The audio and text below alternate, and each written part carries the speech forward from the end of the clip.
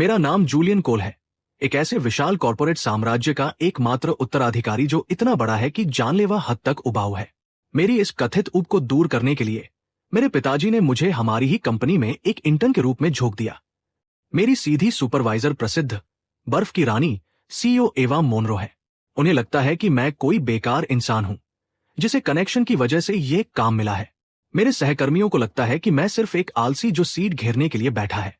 वे नहीं जानते कि मैंने सालों पहले ऊब के एक दौर में इस कंपनी का बुनियादी कोड लिखा था। वे ये भी नहीं जानते कि वर्तमान में उन्हें रातों की नींद न आने देने वाला प्रतिस्पर्धी कोई और नहीं बल्कि मेरे बचपन के सबसे अच्छे दोस्त की कंपनी है। और वे निश्चित रूप से ये नहीं जानते कि मेरे हर दिन काम पर आने का असली कारण इस तमाशे को करीब से देखना और ये देखना है कि ये कॉर्पोरेट संभ्रांत वर्ग कितना हास्यास्पद हो सकता है। ये एक नेपो बेबी होने की कला है, कोई ऑफिस रोमांस नहीं, कोई उलझाव नहीं। मेरा मिशन शुद्ध मनोरंजन है और शायद, सिर्फ शायद, कुछ लोगों को उनके ऊंचे घोड़ों से नीचे गिराना है। काम का पहला दिन। खैर, मेरा नाम जूलियन कोल है। काम के पहले दिन मुझे देर हो गई थी। एकदम सही, बेकार इंटर्न की छवि पहले ही दिन से स्थापित होनी थी, जिसकी शुरुआत मेरे टाइम कार्ड से हुई। एचआर की महिला जो मुझे सीईओ के कार्यालय स्वीट की ओर ले जा रही थी, उसके चेहरे पर एक उलझा हुआ भाव था। वो मुझे डांटना चाहती थी, लेकिन उसकी हिम्मत नहीं हुई। आखिरकार मुझे खुद चेयरमैन ने यहां भेजा था। एक आदर्श नेपो बेबी। उसने भारी ओक के दरवाजे पर दस्तकें दी। अंदर आ जाओ। आवाज ठंडी थी जैसे सीधे फ्रिज से निकाला गया सोडा पानी हो। मैंने दरवाजे को धक्का देकर खोला। कार्यालय बहुत बड़ा था, जिसकी फर्श से छत तक की खिड़कियां आधी मिडटाउन मैनहट्टन को दिखाती थी। एक महिला एक विशाल डेस्क के पीछे बैठी थी।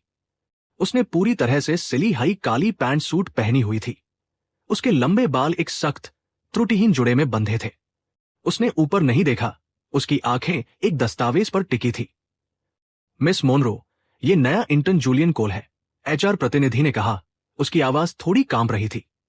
डेस्क के पीछे बैठी महिला एवा मोनरो हमारी कंपनी की सीईओ और कॉर्पोरेट जगत की रानी थी।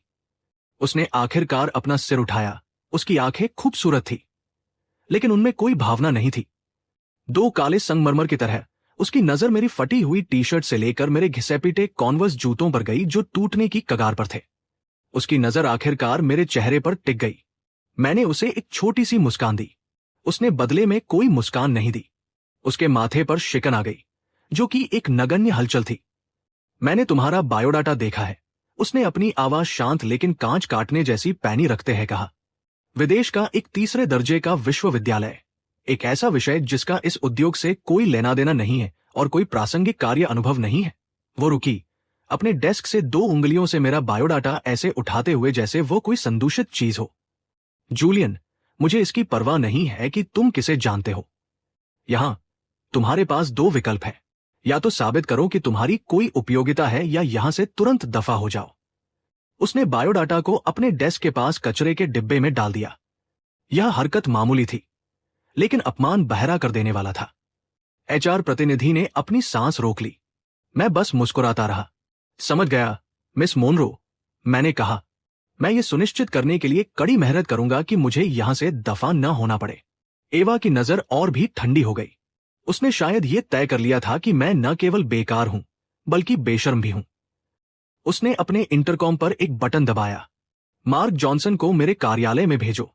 एक पल बाद गिरते बालों वाला एक अधेड़ उम्र का आदमी जल्दी जल्दी अंदर आया। मिस मोनरो, आप मुझसे मिलना चाहती थी? एवा ने मेरी ओर इशारा करते हुए कहा, यह नया इंटर्न जूलियन कोल है, इसे अपनी प्रोजेक्ट टीम में ले जाओ। इसके लिए कुछ ऐसा काम ढूंढो जो इसकी क्षमताओं के भीतर हो। उसने अपनी क्षमताओं के भीतर शब्द पर जानबूझकर तीखा जोर दिया। प्रोजेक्ट मैनेजर मार्क तुरंत समझ गया। बिल्कुल, बिल्कुल, मिस मोनरो, आप चिंता न करें। वो मुझे कार्यालय से बाहर ले गया। जैसे ही दरवाजा बंद हुआ, उसका चेहरा बदल गया, जो एक चापलूसी भरी मुस्कान में तब्दील हो गया। जूलियन, सही कहा ना? तुम्हारे साथ काम करना बहुत अच्छा रहेगा। तुम में मुझे एक उज्जवल भविष्य दिखाई देता है। मुझे लगा कि अब तक मेरी एकमात्र उल्लेखनीय विशेषता मेरी मोटी चमड़ी थी, लेकिन मैंने उसका साथ दिया। आप बहुत दयालु हैं, मार्क। बिल्कुल नहीं, बिल्कुल नहीं, उसने मेरे कंधे पर हाथ मारते हुए कहा। हम यहां सब एक बड़ा परिवार है। हमारी टीम अभी एक बड़े प्रोजेक्ट में बहुत व्यस्त है। जैसे बिना सिर के मुर्गियों की तरह भाग रही हो। चूंकि तुम नए हो, इसलिए जगह को समझने में अपना समय लो। काम शुरू करने की कोई जल्दी नहीं है। उसने मुझे एक खाली डेस्क दिखाई। ये तुम्हारी जगह है, बिल्कुल नया कंप्यूटर। तुम्हें जो कुछ भी चाहिए बस मुझे बता देना। मेरे काम के असाइनमेंट?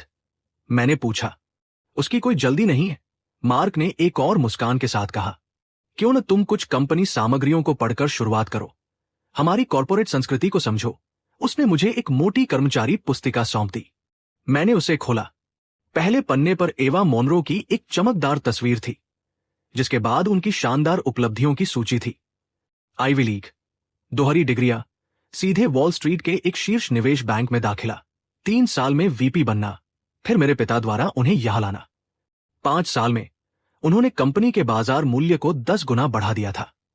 वो सचमुच एक अद्भुत महिला थी। कोई आश्चर्य नहीं कि वह मेरे जैसे कामचोर को नीची नजर से देखती थी। मैंने पुस्तिका को अपने चेहरे पर रखा और झपकी लेने के लिए तैयार हो गया।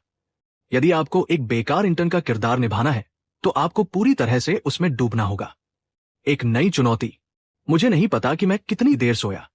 हाई हील्स की तेज आवाज करीब आती गई और ठीक मेरे डेस्क के पास आकर रुक गई। मैं हिला नहीं। जूलियन कोल, ये एवा थी। मैंने अपने चेहरे से पुस्तिका हटाई और अपनी आंखें मली। मिस मोनरो, मैं आपके लिए क्या कर सकता है? मार्क उसके पीछे खड़ा था, पसीने पसीने हो रहा था। बाकी कार्यालय के कर्मचारियों ने अपने काम में सिर गड़ा लिया था, जैसे वे अदृश्य होने की कोशिश कर रहे हों। एवा ने पूछा, क्या आप इसी तरह हमारी कॉर्पोरेट संस्कृति से परिचित हो रहे हैं? रिपोर्टिंग, मिस मोनरो, मैंने पुस्तिका को ऊपर उठाते हुए कहा। मैंने इसे पढ़ लिया है। यह बहुत गंभीर थी। इसे ठीक से पचाने और इस पर विचार करने के लिए मुझे कुछ समय सोने की आवश्यकता थी। शांत कार्यालय में कुछ दबी हुई हंसी गूंज उठी। एवा का चेहरा पत्थर जैसा हो गया। मार्क, उसने मेरी तरफ देखने की जहमत उठाए बिना कहा, यदि आपकी प्रोजेक्ट टीम के पास इतना खाली समय है तो शायद मुझे आपको कुछ और काम सौंप देने चाहिए। मार्क का चेहरा पीला पड़ गया। नहीं नहीं, हमारे पास बिल्कुल भी खाली समय नहीं है मिस मोनरो। हम व्यस्त हैं, बहुत व्यस्त हैं। यदि तुम इतने व्यस्त हो, एवा की आंखें वापस मुझ पर टिक गई, तो इसे कोई असली काम दो। उदाहरण के लिए, इससे पिछले 5 वर्षों के सभी प्रोजेक्ट दस्तावेजों को व्यवस्थित और संग्रहित करवाओ। मार्क स्तब्ध रह गया। वे सभी, मिस मोनरो, वो सैकड़ों गीगाबाइट डेटा है। क्या कोई समस्या है? नहीं, कोई समस्या नहीं है। एवा मुड़ी और चली गई। उसकी हील्स की आवाज उसके पीछे गूंजती रही। वो अपने पीछे इत्र की एक ऐसी खुशबू छोड़ गई जिसका संदेश था, पास मत आना। मार्क, जो ऐसा लग रहा था कि अभी रो पड़ेगा, उसने मुझे सर्वर पर एक ड्राइव दिखाई। बच्चे, ऐसा नहीं है कि मैं तुम्हारी मदद नहीं करना चाहता, लेकिन कोई बात नहीं। मार्क, मैंने फोल्डर खोलते हुए कहा। फाइलों के नाम बेतरतीब और बिखरे हुए थे। Final version, final underscore approved version, final more changes. भगवान की कसम, यह वास्तव में फाइनल वर्जन है। यह निश्चित रूप से मेरी क्षमताओं के भीतर का काम था। एक सामान्य व्यक्ति को इसे सुलझाने में 1 सप्ताह का समय लगता। मार्क के सामने मैंने पहला दस्तावेज खोला। फिर मैंने माइक्रोसॉफ्ट माइनस्वीपर गेम खोल लिया। मार्क का मुंह खुला का खुला रह गया, लेकिन अंत में उसने बस एक आह भरी और वहां से चला गया। मैंने पूरी दोपहर माइनस्वीपर खेला। छुट्टी होने से ठीक पहले मैंने आलस्य से अंगड़ाई ली। फिर मैंने उस विशाल फोल्डर को चुना। मैंने एक बैच स्क्रिप्ट लिखी जिसमें 10 लाइनों से भी कम कोड था, जिसमें नाम बदलने, कीवर्ड वर्गीकरण और स्वचालित निर्देशिका निर्माण के नियम निर्धारित किए गए थे। डबल क्लिक, एक प्रोग्रेस बार दिखाई दिया। मैं ब्रेक रूम में गया और एक कप कॉफी बनाई। जब तक मैं वापस आया, बार 100% पर था। सैकड़ों गीगाबाइट बिखरी हुई फाइलें अब साफ सुथरी, व्यवस्थित, वर्गीकृत और पूरी तरह से सूचीबद्ध थी। मैंने अपनी कॉफी खत्म की, समय दर्ज किया और घर चला गया। आश्चर्य का क्षण, अगले दिन मैं ठीक 9 बजे अंदर आया। जैसे ही मैं बैठा, मार्क दौड़ता है आया। जूलियन, क्या वे दस्तावेज हो गए? मैंने कहा। उसने अविश्वास से मेरी ओर देखा। वे कहाँ हैं? मैंने अपने मॉनिटर की ओर इशारा किया।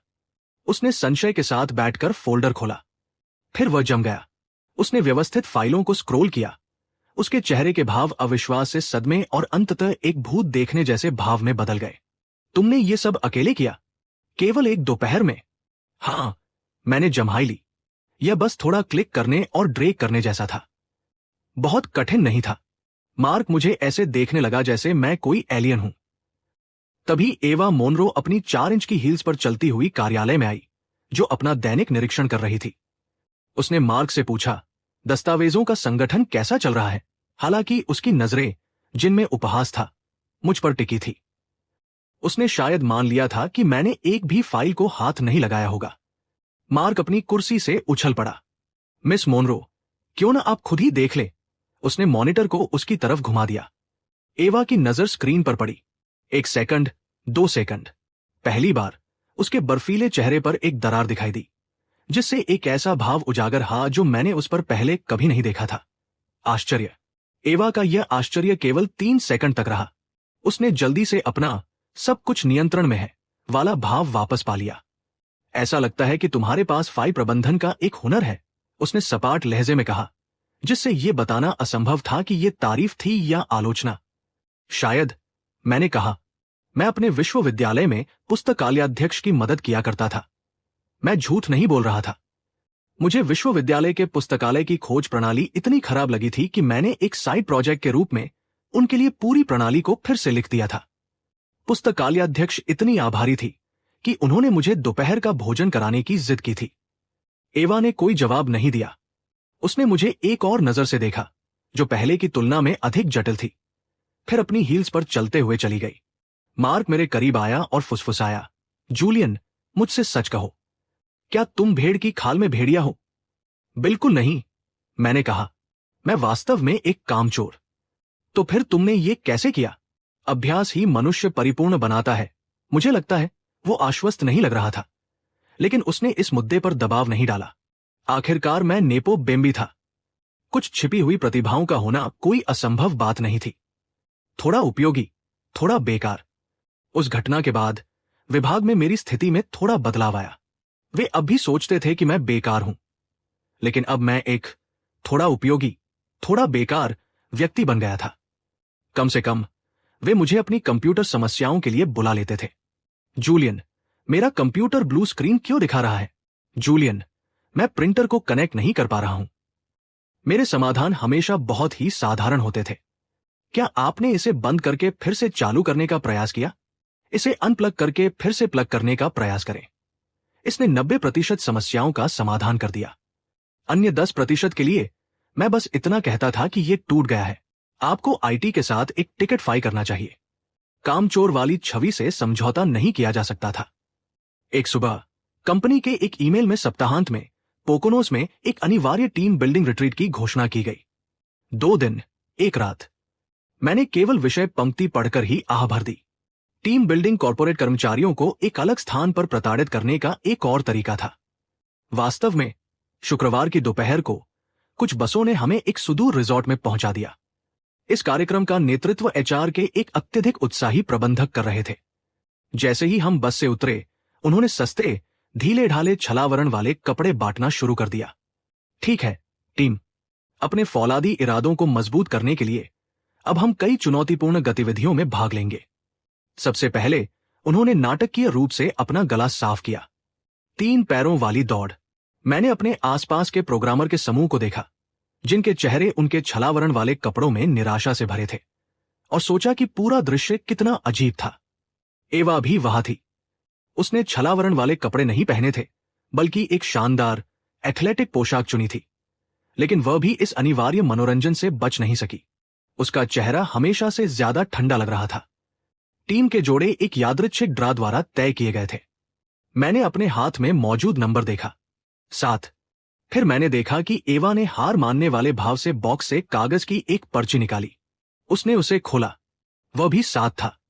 मुझे लगा कि मेरे आसपास का तापमान 20 डिग्री गिर गया है। एवा ने मेरे हाथ में नंबर देखा।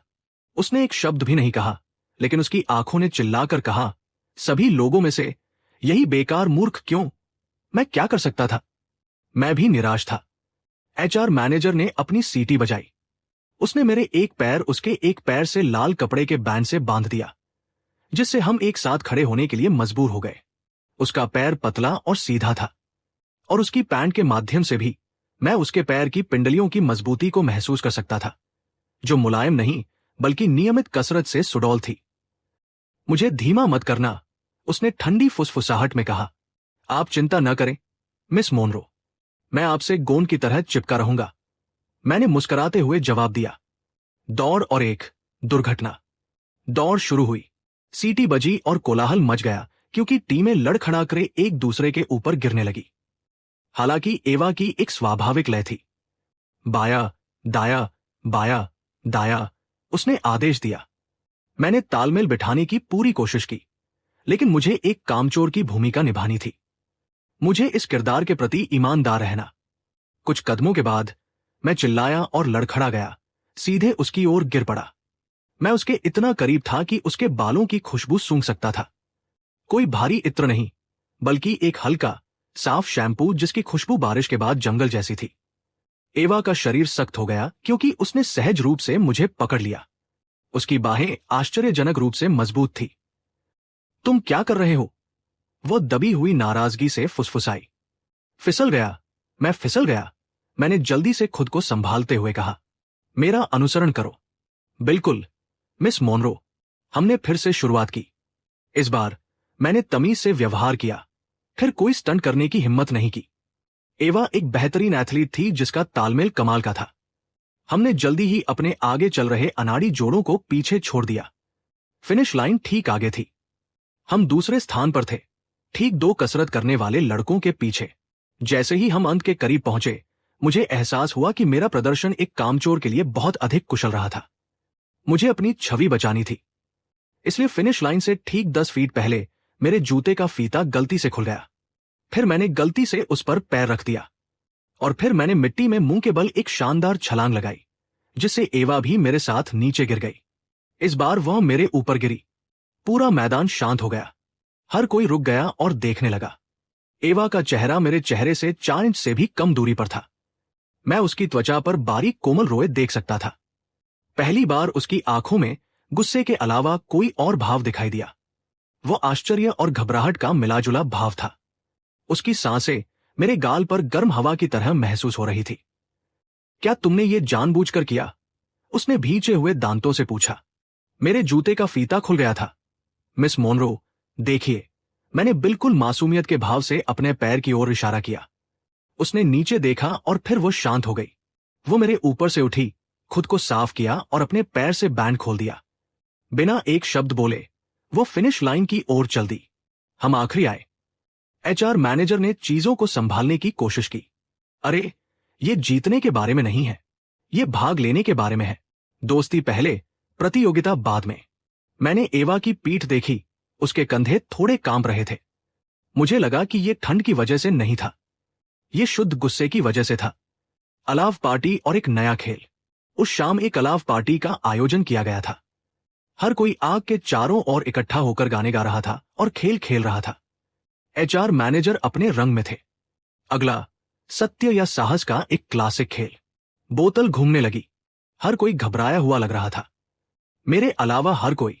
मेरा ध्यान मेरे हाथ में मौजूद भुनी हुई चिकन सीख पर था। रिजॉर्ट चिकन आश्चर्यजनक रूप से अच्छा था। बोतल कई बार घूमी, कुछ लोगों पर रुकी जिन्हें मामूली दंड मिले, और फिर भाग्य की उंगली ने सीधे एवा मोनरो की ओर इशारा किया। भीड़ खुशी से चिल्ला उठी। हर कोई बर्फ की रानी सीओ के बारे में कुछ गपशप जानने के लिए बेताब था। मिस मोनरो, सत्य या साहस? एचआर मैनेजर ने उत्सुकता से पूछा। सत्य, एवा ने संक्षेप में कहा। मैनेजर ने अपने हाथ आपस में मले। बहुत बढ़िया, वह सवाल जो हर किसी के दिमाग में है। मिस मोनरो, क्या आप वर्तमान में किसी रिश्ते में हैं? आसपास का हर कान सतर्क हो गया। एवा ने अपने पानी की एक चुस्की ली। आग की रोशनी उसके चेहरे पर नाच रही थी, जिससे उसके भाव छिप रहे थे। नहीं, उसका उत्तर त्वरित था। उस स्थिति में मैनेजर ने आगे पूछना चाहा। एक प्रश्न आपका हो गया। एवा ने उसे बीच में ही रोक दिया। उसके लहजे में बहस की कोई गुंजाइश नहीं थी। मैनेजर ने अनिच्छा से बोतल दोबारा घुमाई। इस बार ये रुकी और सीधे मेरी ओर इशारा किया। मैंने चिकन की सीख को आग में फेंक दिया। मैं साहस चुनूंगा। सच बोलना उबाऊ था। अगर मैं उन्हें सच बता भी देता तो वे वैसे भी मुझ पर विश्वास नहीं करते। एचआर मैनेजर की आंखें चमक उठीं। ठीक है, कर्म करने वाला व्यक्ति। उसने कुछ अन्य लोगों के साथ फुसफुसाकर विचार विमर्श किया, फिर मेरी ओर एक शरारती मुस्कान के साथ मुड़ा। जूलियन, तुम्हारा साहस ये है, उसने इशारा किया, हमारी सीईओ मिस मोनरो को डॉस के लिए आमंत्रित करना। मैंने उसकी उंगली का अनुसरण किया। एवा आग की रोशनी के किनारे पर छाया में बैठी थी। अपना नाम सुनकर उसने ऊपर देखा। उसकी नजरें उड़ती हुई लपटों को चीरती हुई मेरी नजरों से मिली। वो एक ऐसी नजर थी जो जान ले सकती थी। एक ऐसी नजर जिसने कहा, तुम कोशिश करने की हिम्मत भी मत करना। अलाव के पास मौजूद हर आंख मुझ पर थी। कुछ नजरें सहानुभूतिपूर्ण थी, कुछ खुश थी और अधिकांश केवल उत्सुक थी। मार्क मुझे पीछे हटने का इशारा कर रहा था। बर्फी रानी के साथ नाचना कोई साहस नहीं था, यह मौत को दावत देने जैसा था। मैंने अपने हाथों से ग्रीस पोंछा, खड़ा हा और सभी के सदमे के बीच एवा मोनरो की ओर चल पड़ा। बेशक मुझे पता था कि वो गुस्से में थी। मैंने दोपहर में ही उसे आखिरी स्थान पर ढकेला था और अब मैं उससे डांस के लिए पूछने जा रहा था। यह पागलपन था, लेकिन मैं कौन था? एक कामचोर जिसके पास खोने के लिए कुछ नहीं था। उस छवि को बनाए रखना था। मैं उसके सामने रुक गया। वह बैठी रही, मेरी ओर ऊपर देखते हुए, क्योंकि आग ने मेरी लंबी परछाई उस पर डाल दी थी। मिस मोनरो, मैंने औपचारिक निमंत्रण में अपना हाथ बढ़ाते हुए कहा, क्या मुझे ये डांस मिल सकता है? उसकी नजर मेरे चेहरे से मेरे बढ़े हुए हाथ पर गई, फिर वापस ऊपर आई। मैंने देखा कि उसकी उंगलियां सफेद पड़ गई, क्योंकि उसने अपने गिलास को कसकर पकड़ रखा था। ऑफिस के गपशप करने वाले शायद उसके फटने की उम्मीद कर रहे थे। कुछ लोग मुझे मेरी सुरक्षा के लिए दूर ले जाने के लिए तैयार दिख रहे थे, लेकिन एवा फटी नहीं। वो कुछ सेकंड के लिए शांत रही, फिर उसने अपना हाथ मेरे हाथ में रख दिया। उसका हाथ ठंडा और मुलायम था। मैं एक सेकंड के लिए जम गया। ये पटकथा में नहीं था। तार्किक परिणाम चेहरे पर पानी का गिलास फेंकना और एक तीखा, अपनी जगह पहचानो, होना चाहिए था, लेकिन ऐसा नहीं हुआ। वो खड़ी हो गई। भीड़ में से एक सामूहिक सांस लेने की आवाज आई। एचआर मैनेजर ने तुरंत संगीत चालू कर दिया। ये एक धीमा क्लासिक वाद्य संगीत था। मैं उसे खाली जगह के केंद्र में ले गया। मेरा दूसरा हाथ धीरे से उसकी कमर पर टिका था। वो पतली थी और उसके कपड़ों के माध्यम से भी मैं एक अद्भुत जीवंतता महसूस कर सकता था। उसका शरीर एक पल के लिए तनावग्रस्त हुआ, लेकिन उसने खुद को पीछे नहीं खींचा। जैसे ही संगीत शुरू हुआ, मैंने नेतृत्व करना शुरू किया। मैं दिखावा नहीं कर रहा था, मुझे नाचना आता था। मेरी मां एक पेशेवर डांसर, जिन्होंने बचपन से ही मुझे 1 दर्जन से अधिक शैलियों का प्रशिक्षण दिया था। वाल्ज उनमें से एक था। शुरुआत में एवा के कदम थोड़े सख्त और झिझक भरे थे। यह स्पष्ट था कि वह जानती थी, लेकिन शायद इसमें लंबा समय बीत चुका था। मैंने गति धीमी की, उसका मार्गदर्शन किया। उसकी सीखने की क्षमता अविश्वसनीय थी। कुछ ही क्षणों के बाद वो पूरी तरह से मेरे साथ तालमेल बिठा चुकी थी। हम संगीत के साथ घूमे, करीब आए और अलग हुए। अलाव हमारे बगल में धधक रहा था और दर्शक शांत हो गए थे। वे सभी हमें देख रहे थे। मैंने उसकी ओर नीचे देखा। आग की गर्म चमक में उसके चेहरे का बर्फीला मुखौटा थोड़ा पिघल गया था। उसके माथे पर पसीने की एक पतली परत उभर आई थी और उसकी सांसें थोड़ी तेज थी। उसकी आंखें सितारों की तरह अविश्वसनीय रूप से चमक रही थी। तुम नाच सकते हो, वो पहले बोली। उसकी आवाज थोड़ी भारी थी। मेरी मां ने मुझे सिखाया था, मैंने कहा। आपको कभी नहीं पता होता कि कब कोई कौशल काम आ जाए। तो तुम पूरी तरह से बेकार नहीं हो। ओह, मैं हूं। मैं मुस्कुराया। बस एक बेकार व्यक्ति जो नाचना जानता है। उसने कोई जवाब नहीं दिया, लेकिन मैंने महसूस किया कि उसके शरीर का तनाव कम हो गया है। जैसे ही मैं उसे एक बड़े चक्कर में ले गया, उसका हाथ सहज रूप से मेरे कंधे पर कस गया। एक नया नजरिया। गाना खत्म हुआ। हम रुक गए। मैंने उसका हाथ छोड़ दिया और थोड़ा झुककर प्रणाम किया। धन्यवाद, मिस मोनरो। उसने मुझे देखा। उसका भाव आश्चर्य, जांच और कुछ और का एक जटिल मिश्रण था जिसे मैं समझ नहीं सका। तुम, उसने कुछ कहना शुरू किया, लेकिन आसपास की तालियों और जयकारों ने उसकी आवाज को दबा दिया। वाह, वो अद्भुत था। मिस मोनरो, आप एक शानदार डांसर हैं। जूलियन, किसे पता था कि तुम्हारे भीतर ये सब था? उसने कुछ भी कहना चाहा था, उसे पी लिया। मुझे एक संक्षिप्त सिर हिलाकर सहमति दी और अपनी सीट पर लौट आई। मैंने अपनी नाक खुजलाई और अपनी जगह पर वापस चला गया। मार्क ने आकर मेरे कंधे पर हाथ मारा। यार, तुमने ये कैसे किया?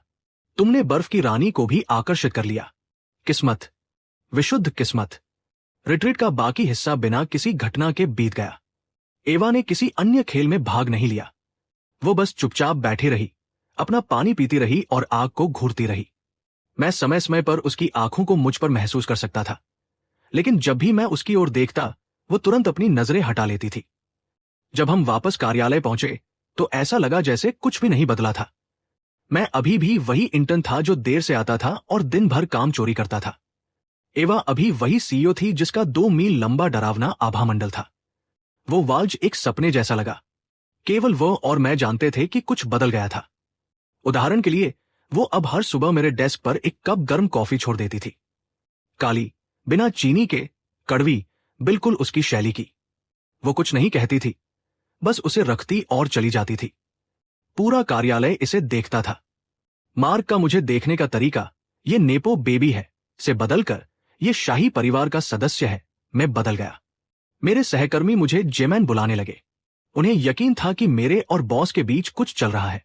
ऐसा कोई तरीका नहीं था जिससे मैं खुद को इस स्थिति से बाहर निकाल पाता। तभी कंपनी को एक बहुत बड़ा प्रोजेक्ट मिला। एक वैश्विक तकनीकी फर्म हमारे देश में एक भागीदार की तलाश कर रही थी। यह सौदा $1 अरब से अधिक का था। पूरी कंपनी में खलबली मच गई। एवा ने व्यक्तिगत रूप से कमान संभाली, एक विशेष टास्क फोर्स का गठन किया और अंतहीन बैठकें की। एक इंटर्न के रूप में मैं इसमें शामिल होने के योग्य नहीं था।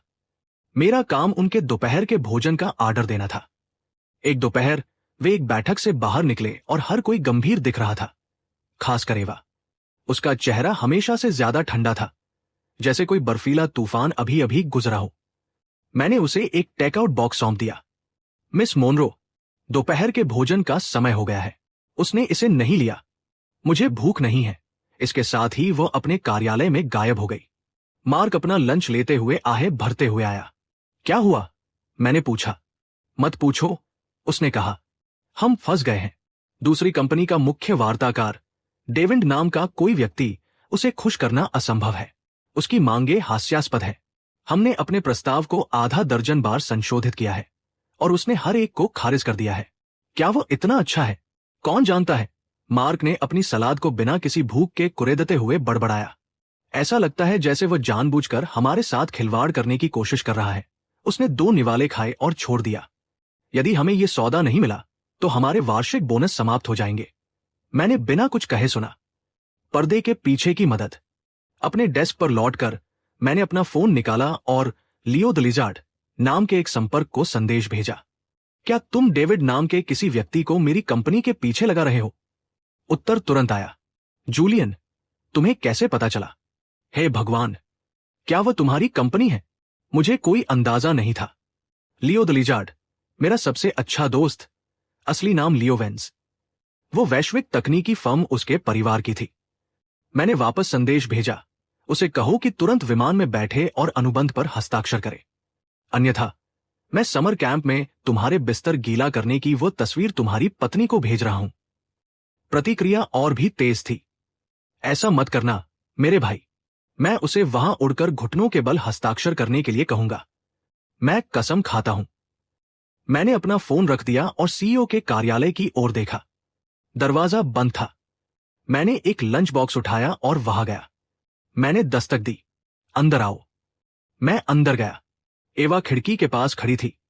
उसकी पीठ मेरी तरफ थी। वो शहर की ओर देख रही थी।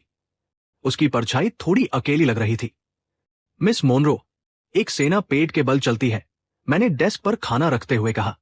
जो कुछ भी समस्या है, आप भरे पेट के साथ बेहतर तरीके से निपट पाएंगी। वो नहीं मुड़ी। उसने कहा, मुझे भूख नहीं है। यदि आप खाएंगी नहीं तो उन बदमाशों से कैसे लड़ेंगी? मैंने पूछा। मेरी बेबाकी ने उसे थोड़ा प्रभावित किया। उसके कंधे थोड़े हिले। वह मुड़ी। एक इंटर्न इस सब के बारे में क्या जानता है? मैं कुछ नहीं जानता, मैंने कहा, लेकिन मैं ये जानता हूं कि यदि आप गिरेंगी तो हम सभी भूखे रह जाएंगे। उसने मुझे लंबे समय तक देखा। फिर वह डेस्क की ओर बढ़ दी, कांटा उठाया और चुपचाप खाना शुरू कर दिया। मैं गया नहीं। मैं बस तब तक वहीं खड़ा रहा जब तक उसने खाना खत्म नहीं कर लिया। उसने कांटा नीचे रखा और मुझे देखा। धन्यवाद, इसकी कोई बात नहीं। मैं बाहर जाने ही वाला था कि उसका फोन बजा। उसने उसे उठाया। हेलो। क्या? डेविड। उसके बारे में क्या? क्या? वो तुरंत हस्ताक्षर करना चाहता है। पूरी तरह से विपरीत रुख। ठीक है। हाँ, मैं समझती हूं। उसने फोन रख दिया, पूरी तरह से स्तब्ध। उसका चेहरा अविश्वास का मुखौटा बन गया था। उसने ऊपर मेरी ओर देखा। उसकी नजर पैनी थी, जैसे वो किसी एलियन को देख रही हो। ये तुम्हारा काम था, है ना? मेरा काम क्या था? मैंने अपने चेहरे पर पूरी तरह से भ्रम का भाव लाते हुए उसे देखा। किरदार में ढलने के लिए आपको इसे अंदर से महसूस करना होता है। एवा ने मुझे घूरा। उसकी आंखें संदेह से भरी थी। वह डेविड का सहायक था। वह तुरंत अनुबंध पर हस्ताक्षर करने पर जोर दे रहा है, लेकिन एक शर्त पर। अनुबंध पर प्रोजेक्ट टीम के इंटर्न जूलियन कोल द्वारा हस्ताक्षर किए जाने चाहिए। उसने इस पंक्ति को धीमी, जानबूझकर की गई सटीकता के साथ कहा। उसने कहा, और मैं उद्धृत करती हूं, केवल उसके पास हस्ताक्षर करने का अधिकार है। अपने दिमाग में मैंने लियो को 1000 बार कोसा। वह मूर्ख। मैंने उसे सौदा पक्का करने को कहा था, न कि कोई नाटक करने को। यह मदद नहीं कर रहा था, यह मुझे कटघरे में खड़ा कर रहा था। लेकिन बाहर से मैंने अपना हैरान और मासूम भाव बनाए रखा। मैं? क्यों? मैं तो उस आदमी को जानता भी नहीं। यही तो मैं जानना चाहती हूं। एवा ने एक कदम करीब आते हुए कहा। उसकी उपस्थिति शक्तिशाली, लगभग दम घोंटने वाली थी। जूलियन, तुम कौन हो? यह तीसरी बार था जब उसने मुझसे यह सवाल पूछा था। मुझे लग रहा था कि एक बेकार कामचोर के रूप में मेरा मुखौटा उतरने वाला है। मैं अभी भी एक विश्वसनीय झूठ सोचने की कोशिश कर रहा था जब मेरा फोन बजा। कॉलर आईडी पर लिखा था, पिताजी। राहत की एक लहर मुझ पर दौड़ गई। मदद आ चुकी थी। मैंने उसके सामने फोन का जवाब दिया और उसे स्पीकर पर रख दिया। हेलो, पिताजी। जूलियन। मेरे पिता की भारी आवाज स्पीकर से गूंजी। कंपनी में सब कैसा चल रहा है? आदत हो रही है? वो युवा महिला, एवा, वो तुम्हें परेशान तो नहीं कर रही है ना? मैं देख सकता था कि एवा का शरीर पूरी तरह से सख्त हो गया। उसकी आंखें सदमे से चौड़ी हो गई। नहीं, बिल्कुल नहीं, मैंने कहा। मिस मोनरो मेरे साथ बेहद अच्छी रही है। अच्छा, अच्छा, मेरे पिता ने कहा। बस हालचाल लेने के लिए फोन किया था। वैसे, क्या तुमने अपने चाचा लियो के अंतर्राष्ट्रीय प्रोजेक्ट में मदद की थी? उन्होंने अभी मुझे धन्यवाद देने के लिए फोन किया था। कहा कि तुमने एक फोन कॉल से पूरी समस्या का समाधान कर दिया। शांत कार्यालय में मेरे पिता की आवाज बहुत तेज थी। एवा का भाव संदेह से हटकर पूरी तरह से स्तब्धता में बदल गया था। पिताजी, ये एक लंबी कहानी है। मुझे पता है, मुझे पता है। तुम हमेशा से सक्षम रहे हो। मेरे पिता से। जब तुम नीचे रहकर जीवन का अनुभव करने से थक जाओ, तो बस मुझे बता देना।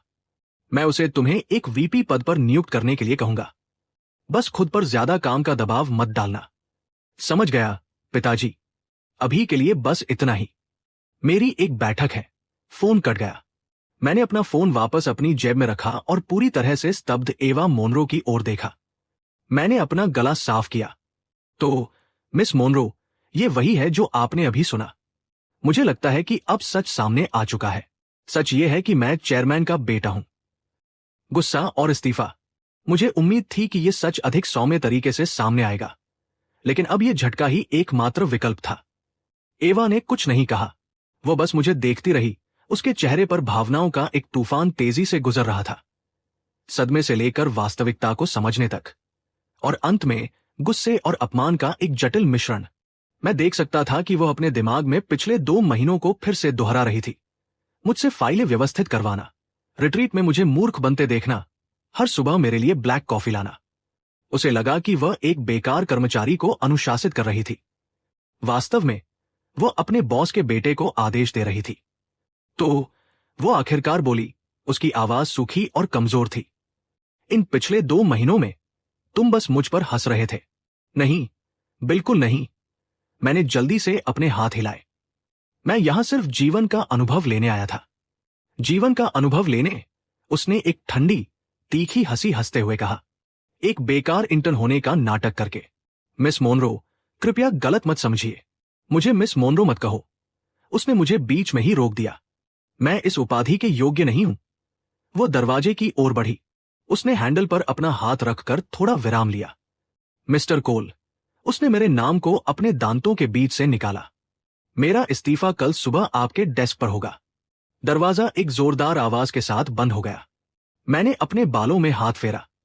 धिक्कार है, मैंने वास्तव में सब गड़बड़ कर दिया था। अगर मेरे पिता को पता चला कि मैंने वीपी के रूप में अपने पहले ही दिन उनकी सबसे सक्षम अधिकारी को डराकर भगा दिया, तो वे सचमुच मेरे पैर तोड़ देंगे। मैं कार्यालय से बाहर भागा। एवा, यह पहली बार था जब मैंने उसका पहला नाम इस्तेमाल किया था। वो झिझकी, लेकिन उसने चलना बंद नहीं किया। मैं भागा और लिफ्ट तक पहुंचने से पहले उसका रास्ता रोक लिया। मुझे समझाने दो। समझाने के लिए कुछ नहीं है। उसने मेरे बगल से निकलने की कोशिश की, लेकिन मैंने उसे फिर से रोक दिया। मैंने तुम्हारा मजाक उड़ाने के लिए ऐसा नहीं किया। हटो, उसने कहा।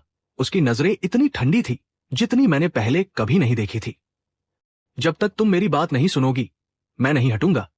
मैंने एक जिद्दी व्यक्ति की तरह व्यवहार करना शुरू किया।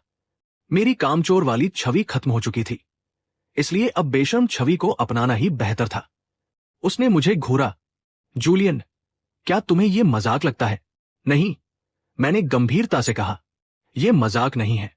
पिछले 2 महीनों में मैंने जो कुछ भी किया, उसके लिए मैं माफी मांगता हूं। मुझे वास्तव में खेद है। मुझे तुम्हारी माफी की आवश्यकता नहीं है। तो फिर तुम्हें किस चीज की आवश्यकता है? मुझे आवश्यकता है कि तुम मुझसे दूर रहो। उसने मुझे एक तरफ धकेला और लिफ्ट में कदम रख दिया। दरवाजा बंद हो गया, जिससे उसकी ठंडी नजर ओझल हो गई। मैं वहीं खड़ा रहा। मेरे सिर में एक तेज दर्द शुरू हो गया था। यह महिला मेरी कल्पना से भी अधिक स्वाभिमानी थी। यह समझ में आता था। उसके जैसी महिला जिसने अपनी योग्यता के बल पर खुद को शीर्ष तक पहुंचाया था, वह मेरे जैसे व्यक्ति से घृणा करेगी जो सीधे फिनिश लाइन पर पैदा हुआ था। मैंने उससे झूठ बोला था और उसे मूर्ख बनाया था। यह उसकी आत्मनियंत्रण की ताकत थी कि उसने मुझे थप्पड़ नहीं मारा। कमजोरी की तलाश। मैं सीईओ के कार्यालय में वापस गया, जो अब मेरा कार्यालय था, और विशाल चमड़े की कुर्सी पर बैठ गया। मुझे कोई जीत का एहसास नहीं हुआ। अगले दिन सुबह, जैसा कि उसने वादा किया था, मेरे डेस्क पर एक इस्तीफे का पत्र रखा था। उसकी सुंदर लिखावट में सामने लिखा था, एवा मोनरो। मैंने उसे नहीं खोला। मुझे पता था कि उसमें क्या लिखा है। मैंने उसे एक दराज में फेंक दिया और मार्क जॉनसन को बुलाया। मार्क, मुझे तुम्हारे माध्यम से एक काम करवाना है। मिस्टर कोल, आपके लिए कुछ भी। मार्क अब इतना आदर दे रहा था कि यह हास्यास्पद लग रहा था। मुझे पता करना है कि एवा मोनरो कहाँ की रहने वाली है और उसके परिवार में कौन कौन है। अरे मिस्टर कोल, क्या यह व्यक्तिगत गोपनीयता का उल्लंघन नहीं है? बस करो इसे। जी बिल्कुल। वो तुरंत चला गया। मार्क कुशल था। आधे घंटे बाद एक फाइल मेरे डेस्क पर थी। एवा मोनरो एक छोटे सुदूर शहर में एक कामकाजी वर्ग के परिवार में पैदा हुई। उसका एक छोटा भाई और एक छोटी बहन थी। उसके माता पिता किसान थे। स्कूल के पहले दिन से ही वह एक होनहार छात्रा थी। उसने पूरी तरह से छात्रवृत्ति के बल पर अपनी कॉलेज और स्नातक की पढ़ाई पूरी की। वो अपने परिवार की सबसे बड़ी उम्मीद थी। मैंने उसके भाई बहनों के स्कूलों के नाम देखे। विशिष्ट निजी अकादमियां। ट्यूशन फीस सालाना लाखों में थी। मैं मुस्कुराया। एवा मोनरो, तुम्हारे स्वाभिमान के बावजूद तुम्हारी कुछ कमजोरियां भी हैं। मैंने मार्क से उस छोटे से शहर की उड़ान बुक करने को कहा। उसी दोपहर मैं एवा के बचपन के घर के सामने खड़ा था। यह एक साधारण ग्रामीण घर था जिसमें एक छोटा सा आंगन था जहां मक्का सूखने के लिए फैलाया गया था। एक अधेड़ उम्र की महिला मुर्गियों को दाना खिला रही थी। उसने चौंक कर मेरी ओर देखा। क्या मैं तुम्हारी कोई मदद कर सकती हूं? युवा पुरुष। नमस्ते मैम, मैं मिस्टर मोनरो की तलाश कर रहा हूं, मैंने कहा। मुझे पहले ही पता चल गया था कि उसके पिता का नाम डेविड मोनरो था। तुम मेरे पति की तलाश कर रहे हो? उस महिला ने मुझे संदेह की नजरों से देखा। और तुम कौन हो? मैं एक दूर का रिश्तेदार हूं। मैंने तुरंत मनगढ़ंत कहानी बनाई। उसने मुझे अंदर जाने दिया, हालांकि वह अभी भी संशय में थी। घर साधारण था। नीले काम करने वाले कपड़ों में एक व्यक्ति सोफे के किनारे बैठकर सिगरेट पी रहा था। मुझे देखकर उसने सिगरेट बुझा दी। आप मिस्टर मोनरो हैं? नमस्ते, मेरा नाम जूलियन कोल है। मैंने स्कॉच की बोतल और जो उपहार की टोकरी में रास्ते में खरीद कर लाया था, उसे मेज पर रख दिया। ये सब किस लिए है? डेविड मोनरो ने माथे पर बल लाते हुए पूछा। ये बस आपके प्रति मेरे सम्मान का एक छोटा सा प्रतीक है, सर। कृपया मना न करें। मैंने उनसे थोड़ी देर बातचीत की, सामान्य बातें की, और जल्दी ही वह सब जान लिया जो मुझे जानना था। डेविड कुछ साल पहले एक निर्माण दुर्घटना में घायल हो गए थे और अब भारी श्रम नहीं कर सकते थे। पूरे परिवार वित्तीय बोझ एवा के कंधों पर था। उसके भाई बहनों की फीस, रहने का खर्च, उसके पिता के चिकित्सा बिल, ये सब मिलाकर हर महीने एक बहुत बड़ी राशि होती थी। कोई आश्चर्य नहीं कि वो इतनी लगन से काम करती थी। वो अपने लिए नहीं जी रही थी, वो अपने पूरे परिवार के लिए जी रही थी। हमारी एवा, वो बचपन से ही इतनी समझदार रही है, उसकी मां ने कहा। उनकी आवाज गर्व और दुख का मिलाजुला भाव थी। लेकिन वो बहुत स्वाभिमानी है, वो सब कुछ खुद ही संभालती है। सही कहा, उसके पिता आह भरी। उसे वहां अकेले बेहद कठिनाइयों का सामना करना पड़ा होगा। उन्हें सुनकर मेरे पेट में एक अजीब सी हलचल हुई। मैंने उसे हमेशा बर्फ की रानी, एक किले के रूप में देखा था।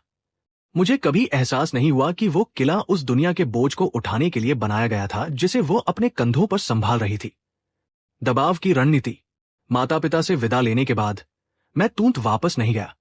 मैं उस निजी अकादमी में गया जहां उसके भाई बहन पढ़ते थे। मैं अंदर नहीं गया, मैं बस गेट के पास इंतजार करता रहा। जब स्कूल की छुट्टी हुई तो मैंने उन्हें उनके साफ सुथरे यूनिफॉर्म में देखा। उनके चेहरे बेफिक्र मुस्कान से चमक रहे थे।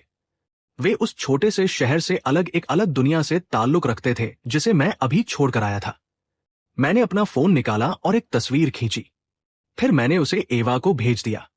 मुझे पता था कि उसने मेरा नंबर ब्लॉक कर दिया है, इसलिए मैंने एक सामान्य संदेश का उपयोग किया। तस्वीर के बाद मैंने एक पंक्ति लिखी, तुम्हारे भाई और बहन बहुत प्यारे हैं। मैंने अपना फोन वापस रख लिया और हवाई अड्डे की ओर चल पड़ा। मुझे पता था कि वो फोन करेगी। वास्तव में जैसे ही मैं शहर वापस आया, मेरा फोन बजा। ये एक अज्ञात नंबर था। मैंने उत्तर दिया, जूलियन कोल। दूसरी तरफ से आवाज घबराहट और गुस्से का एक बवंडर थी। तुम्हें क्या लगता है कि तुम क्या कर रहे हो? कुछ खास नहीं, मैंने अपनी कार सड़क के किनारे रोकते हुए कहा। बस तुम्हारे गृहनगर के दृश्यों का आनंद ले रहा हूं। तुम्हारे माता पिता से भी मिला। तुमने उनकी तरफ हाथ उठाने की हिम्मत की तो मैं उन्हें क्यों नुकसान पहुंचाऊंगा? मैं तुम्हारे पिता के लिए स्कॉच की एक बहुत अच्छी बोतल लेकर गया था। मैंने शांत होकर कहा, एवा, हमें मिलने की जरूरत है। चलो बात करते हैं। मुझे तुमसे कोई बात नहीं करनी। ऐसा है क्या? मैं धीरे से हंसा। तुम्हारे भाई बहनों की ट्यूशन फीस जल्द ही देय होने वाली है ना? मुझे आश्चर्य है कि क्या होगा यदि उस प्रतिष्ठित स्कूल को उनके वास्तविक पारिवारिक हालात के बारे में पता चल जाए। दूसरी तरफ सन्नाटा छा गया। मैं उसकी भारी सांसें सुन सकता था। मुझे पता था कि मैंने उसे पकड़ लिया है। ये एक घटिया चाल थी, मुझे पता था। लेकिन उसके जैसी स्वाभिमानी महिला से निपटने के लिए यही एकमात्र रास्ता था। कहाँ? एक लंबे ठहराव के बाद उसने ये शब्द निकाला। मैंने उसे कार्यालय के पास के एक कैफे का पता दिया। आधे घंटे बाद मैंने उसे दरवाजे से अंदर आते देखा। उसने अपना कॉर्पोरेट सूट नहीं पहना था। उसने एक साधारण सफेद टी शर्ट और जींस पहनी हुई थी। उसके बाल खुले थे। वह सीईओ से कम और अधिक नाजुक लग रही थी। उसका चेहरा पीला था और उसकी आंखें थोड़ी लाल थी, जैसे वह रोई हो। वह मेरे सामने बैठ गई। तुम जीत गए, जूलियन, उसने बिना किसी भावना के कहा। अपनी कीमत बताओ। मेरी शर्तें सरल हैं। मैंने मुझ पर एक क्रेडिट कार्ड खिसका दिया। कंपनी में वापस आओ, सीईओ बनी रहो। इस कार्ड पर $50 लाख है। पिन तुम्हारा जन्मदिन है। इसे उन परेशानियों का भुगतान समझो जो मैंने तुम्हें पिछले 2 महीनों में दी है। वो कार्ड को बिना हिले देखती रही। तुम्हें लगता है कि ये सब पैसे के बारे में है। मुझे पता है कि ऐसा नहीं है, मैंने कहा, लेकिन तुम्हारे परिवार को इसकी आवश्यकता है। तुम्हारा स्वाभिमानी स्वभाव बिलों का भुगतान नहीं कर सकता। उसने मेरी ओर देखा। तुमने मेरी जांच की। मैं बस तुम्हें बेहतर तरीके से समझना चाहता था। मुझे समझना ताकि तुम मेरे परिवार का उपयोग मुझे धमकाने के लिए कर सको। वो एक कड़वी, उदास हंसी हंसी। जूलियन, तुम और तुम्हारे पिता दोनों एक ही मिट्टी के बने हो। मैं जम गया। तुम्हारा इससे क्या मतलब है? इससे कोई फर्क नहीं पड़ता। वो खड़ी हो गई। मैं पैसे ले रही हूं और मैं कार्यालय वापस आऊंगी। लेकिन याद रखना, अब से हमारा रिश्ता पूरी तरह से केवल पेशेवर होगा। उसने कार्ड उठाया और बिना किसी हिचकिचाहट के बाहर चली गई। मैंने उसे जाते हुए देखा। मेरे पेट की वो कड़वी हलचल और बढ़ गई। उसने कहा कि मैं बिल्कुल अपने पिता जैसा हूं। इसका मतलब था, मेरे पिता ने उसके साथ क्या किया था? काम पर वापसी और उबाऊ नया पद। अगले दिन एवा मोनरो ठीक समय पर कार्यालय में थी। वह वापस अपने काले पावर सूट में थी। उसका चेहरा एक अभेद्य मुखौटा था। ऐसा लग रहा था जैसे कुछ हुआ ही नहीं था। उसने सभी विभाग प्रमुखों की एक बैठक बुलाई और पूरी सुबह आदेश देने में बिताई। कार्यकुशलता का एक बवंडर। उसने व्यक्तिगत रूप से उस $1 अरब के प्रोजेक्ट की कमान संभाली, खुद को काम डुबो दिया। उसने मुझसे एक शब्द भी नहीं बोला। यदि हम गलियारे में मिलते तो वह सीधे मेरे पार देखती थी। मैं अब आधिकारिक तौर पर मिस्टर कोल, चेयरमैन था। मेरे पास उससे बड़ा कार्यालय था और मेरे दिन दस्तावेजों पर हस्ताक्षर करने और बैठकों में शामिल होने में बीत रहे थे। ये असहनीय रूप से उबाऊ था। मैं वापस वही कामचोर इंटर्न बनने के लिए कुछ भी दे देता। पिता का रहस्योद्घाटन। एक दिन मेरे पिता अचानक कार्यालय आए। उन्होंने मुझे अपने कार्यालय में बुलाया। तो तुम्हें शीर्ष से नजारा कैसा लग रहा है? ठीक है, मैंने सुना है कि तुमने एवा को इतना नाराज कर दिया कि उसने लगभग नौकरी छोड़ ही दी थी। उन्होंने चाय पीते हुए कहा, आपको सब कुछ कैसे पता चल जाता है? तुम मेरे बेटे हो। मुझे पता होता है कि तुम क्या करने वाले हो इससे पहले कि तुम खुद जानो। उन्होंने मुझे एक सख्त नजर देते हुए कहा, वह बड़ा प्रोजेक्ट, यदि तुम नहीं होते तो वह असफल जाता। लेकिन तुम्हारे तरीके अनाड़ी थे। तो मुझे क्या करना चाहिए था? एवा एक अच्छी लड़की है, सक्षम और मजबूत है, मेरे पिता ने कहा। उसका समय थोड़ा कठिन रहा है। जब मैंने उसे उस निवेश बैंक से यहां लाया था, तब उसका बॉस उसे प्रताड़ित कर रहा था और वह इस उद्योग से बाहर होने की कगार पर थी।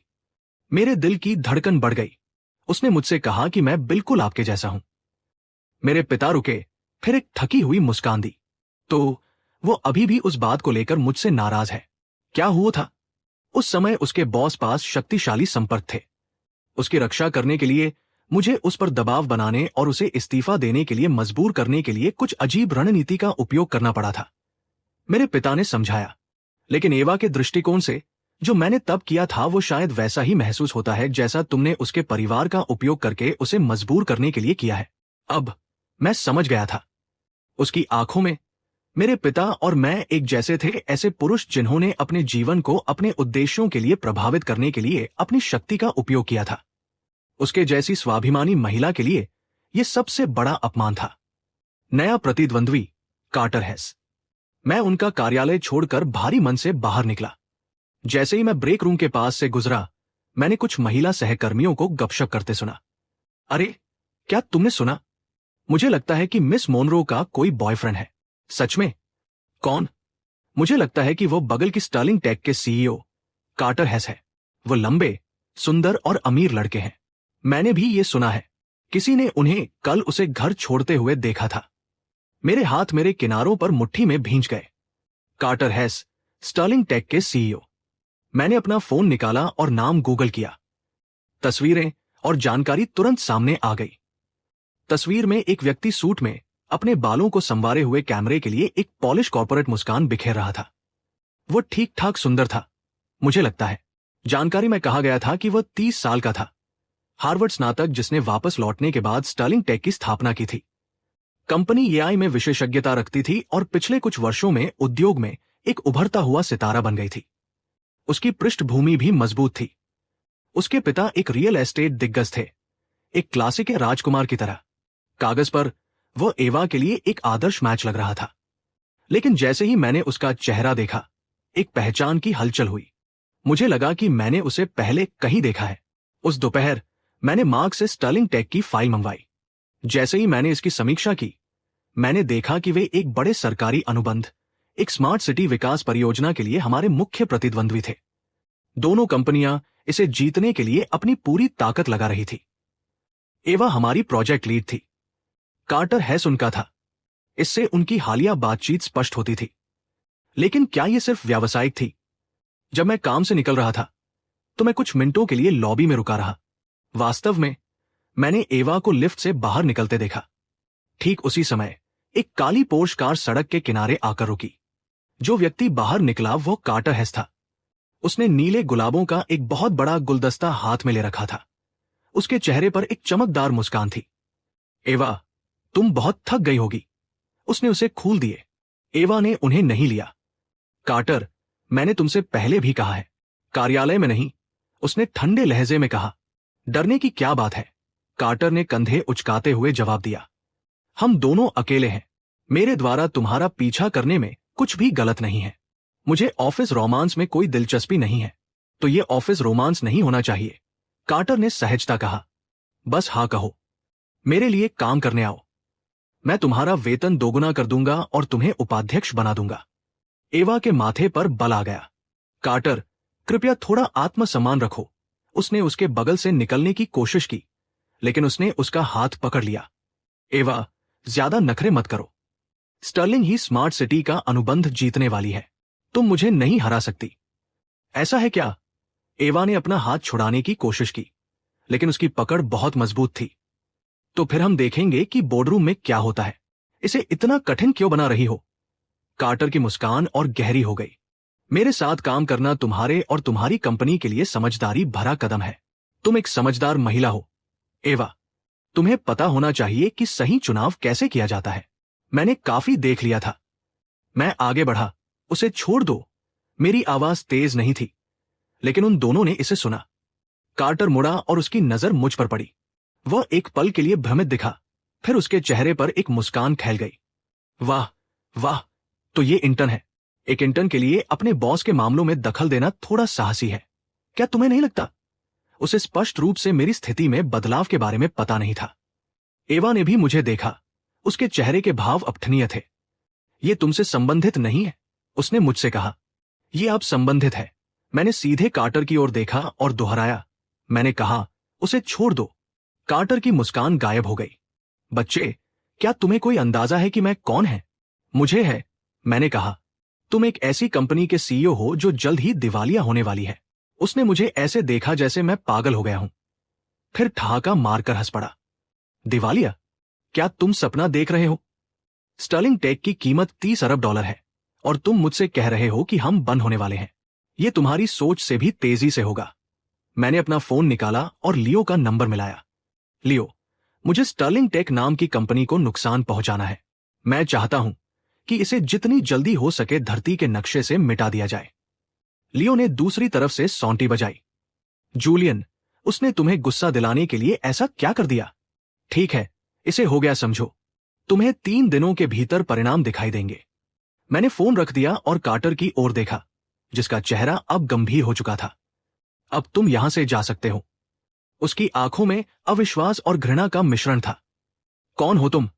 तुम्हें लगता है कि एक फोन कॉल मेरी कंपनी को दिवालिया कर देगा? उसने अभी भी एवा का हाथ नहीं छोड़ा था। मैंने आह भरी। ऐसा लग रहा था कि एक सीधा तरीका आवश्यक था। मैंने थोड़ी सी ताकत के साथ उसकी कलाई पकड़ी। वह दर्द से चिल्ला उठा और उसका हाथ एवा से हट गया। मैं वहीं नहीं रुका। मैंने उसे घुमाया और उसकी कार के बोनेट पर उसका मुंह नीचे की ओर दबा दिया। तुम, मुझे छोड़ो। क्या तुम्हें पता है कि मेरे पिता कौन हैं? मुझे परवाह नहीं है कि तुम्हारे पिता कौन हैं। मैंने अपने खाली हाथ से उसका गाल थपथपाया। ध्यान से सुनो, उससे दूर रहो। अगर मैंने तुम्हें फिर कभी उसके पास देखा, तो मैं केवल तुम्हारी कंपनी को दिवालिया नहीं करूंगा, बल्कि यह सुनिश्चित करूंगा कि तुम अपना शेष जीवन व्हीलचेयर पर बिताओ। मेरी आवाज शांत थी, लेकिन वह संदेश समझ गया। अंततः उसकी आंखों में डर दिखाई दिया। मैंने उसे छोड़ दिया। वो अपनी कार में चढ़ गया और तेजी से भाग गया, सड़क पर छूटे नीले गुलाबों के गुलदस्ते को कुचलता हुआ। मैं एवा की ओर मुड़ा।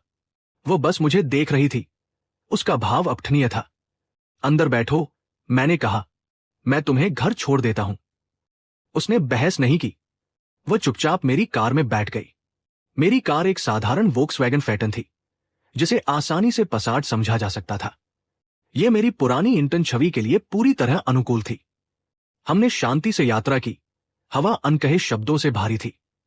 जैसे हम उसके अपार्टमेंट परिसर के करीब पहुंचे, वो आखिरकार बोली, धन्यवाद। कार्टर के बारे में चिंता मत करो।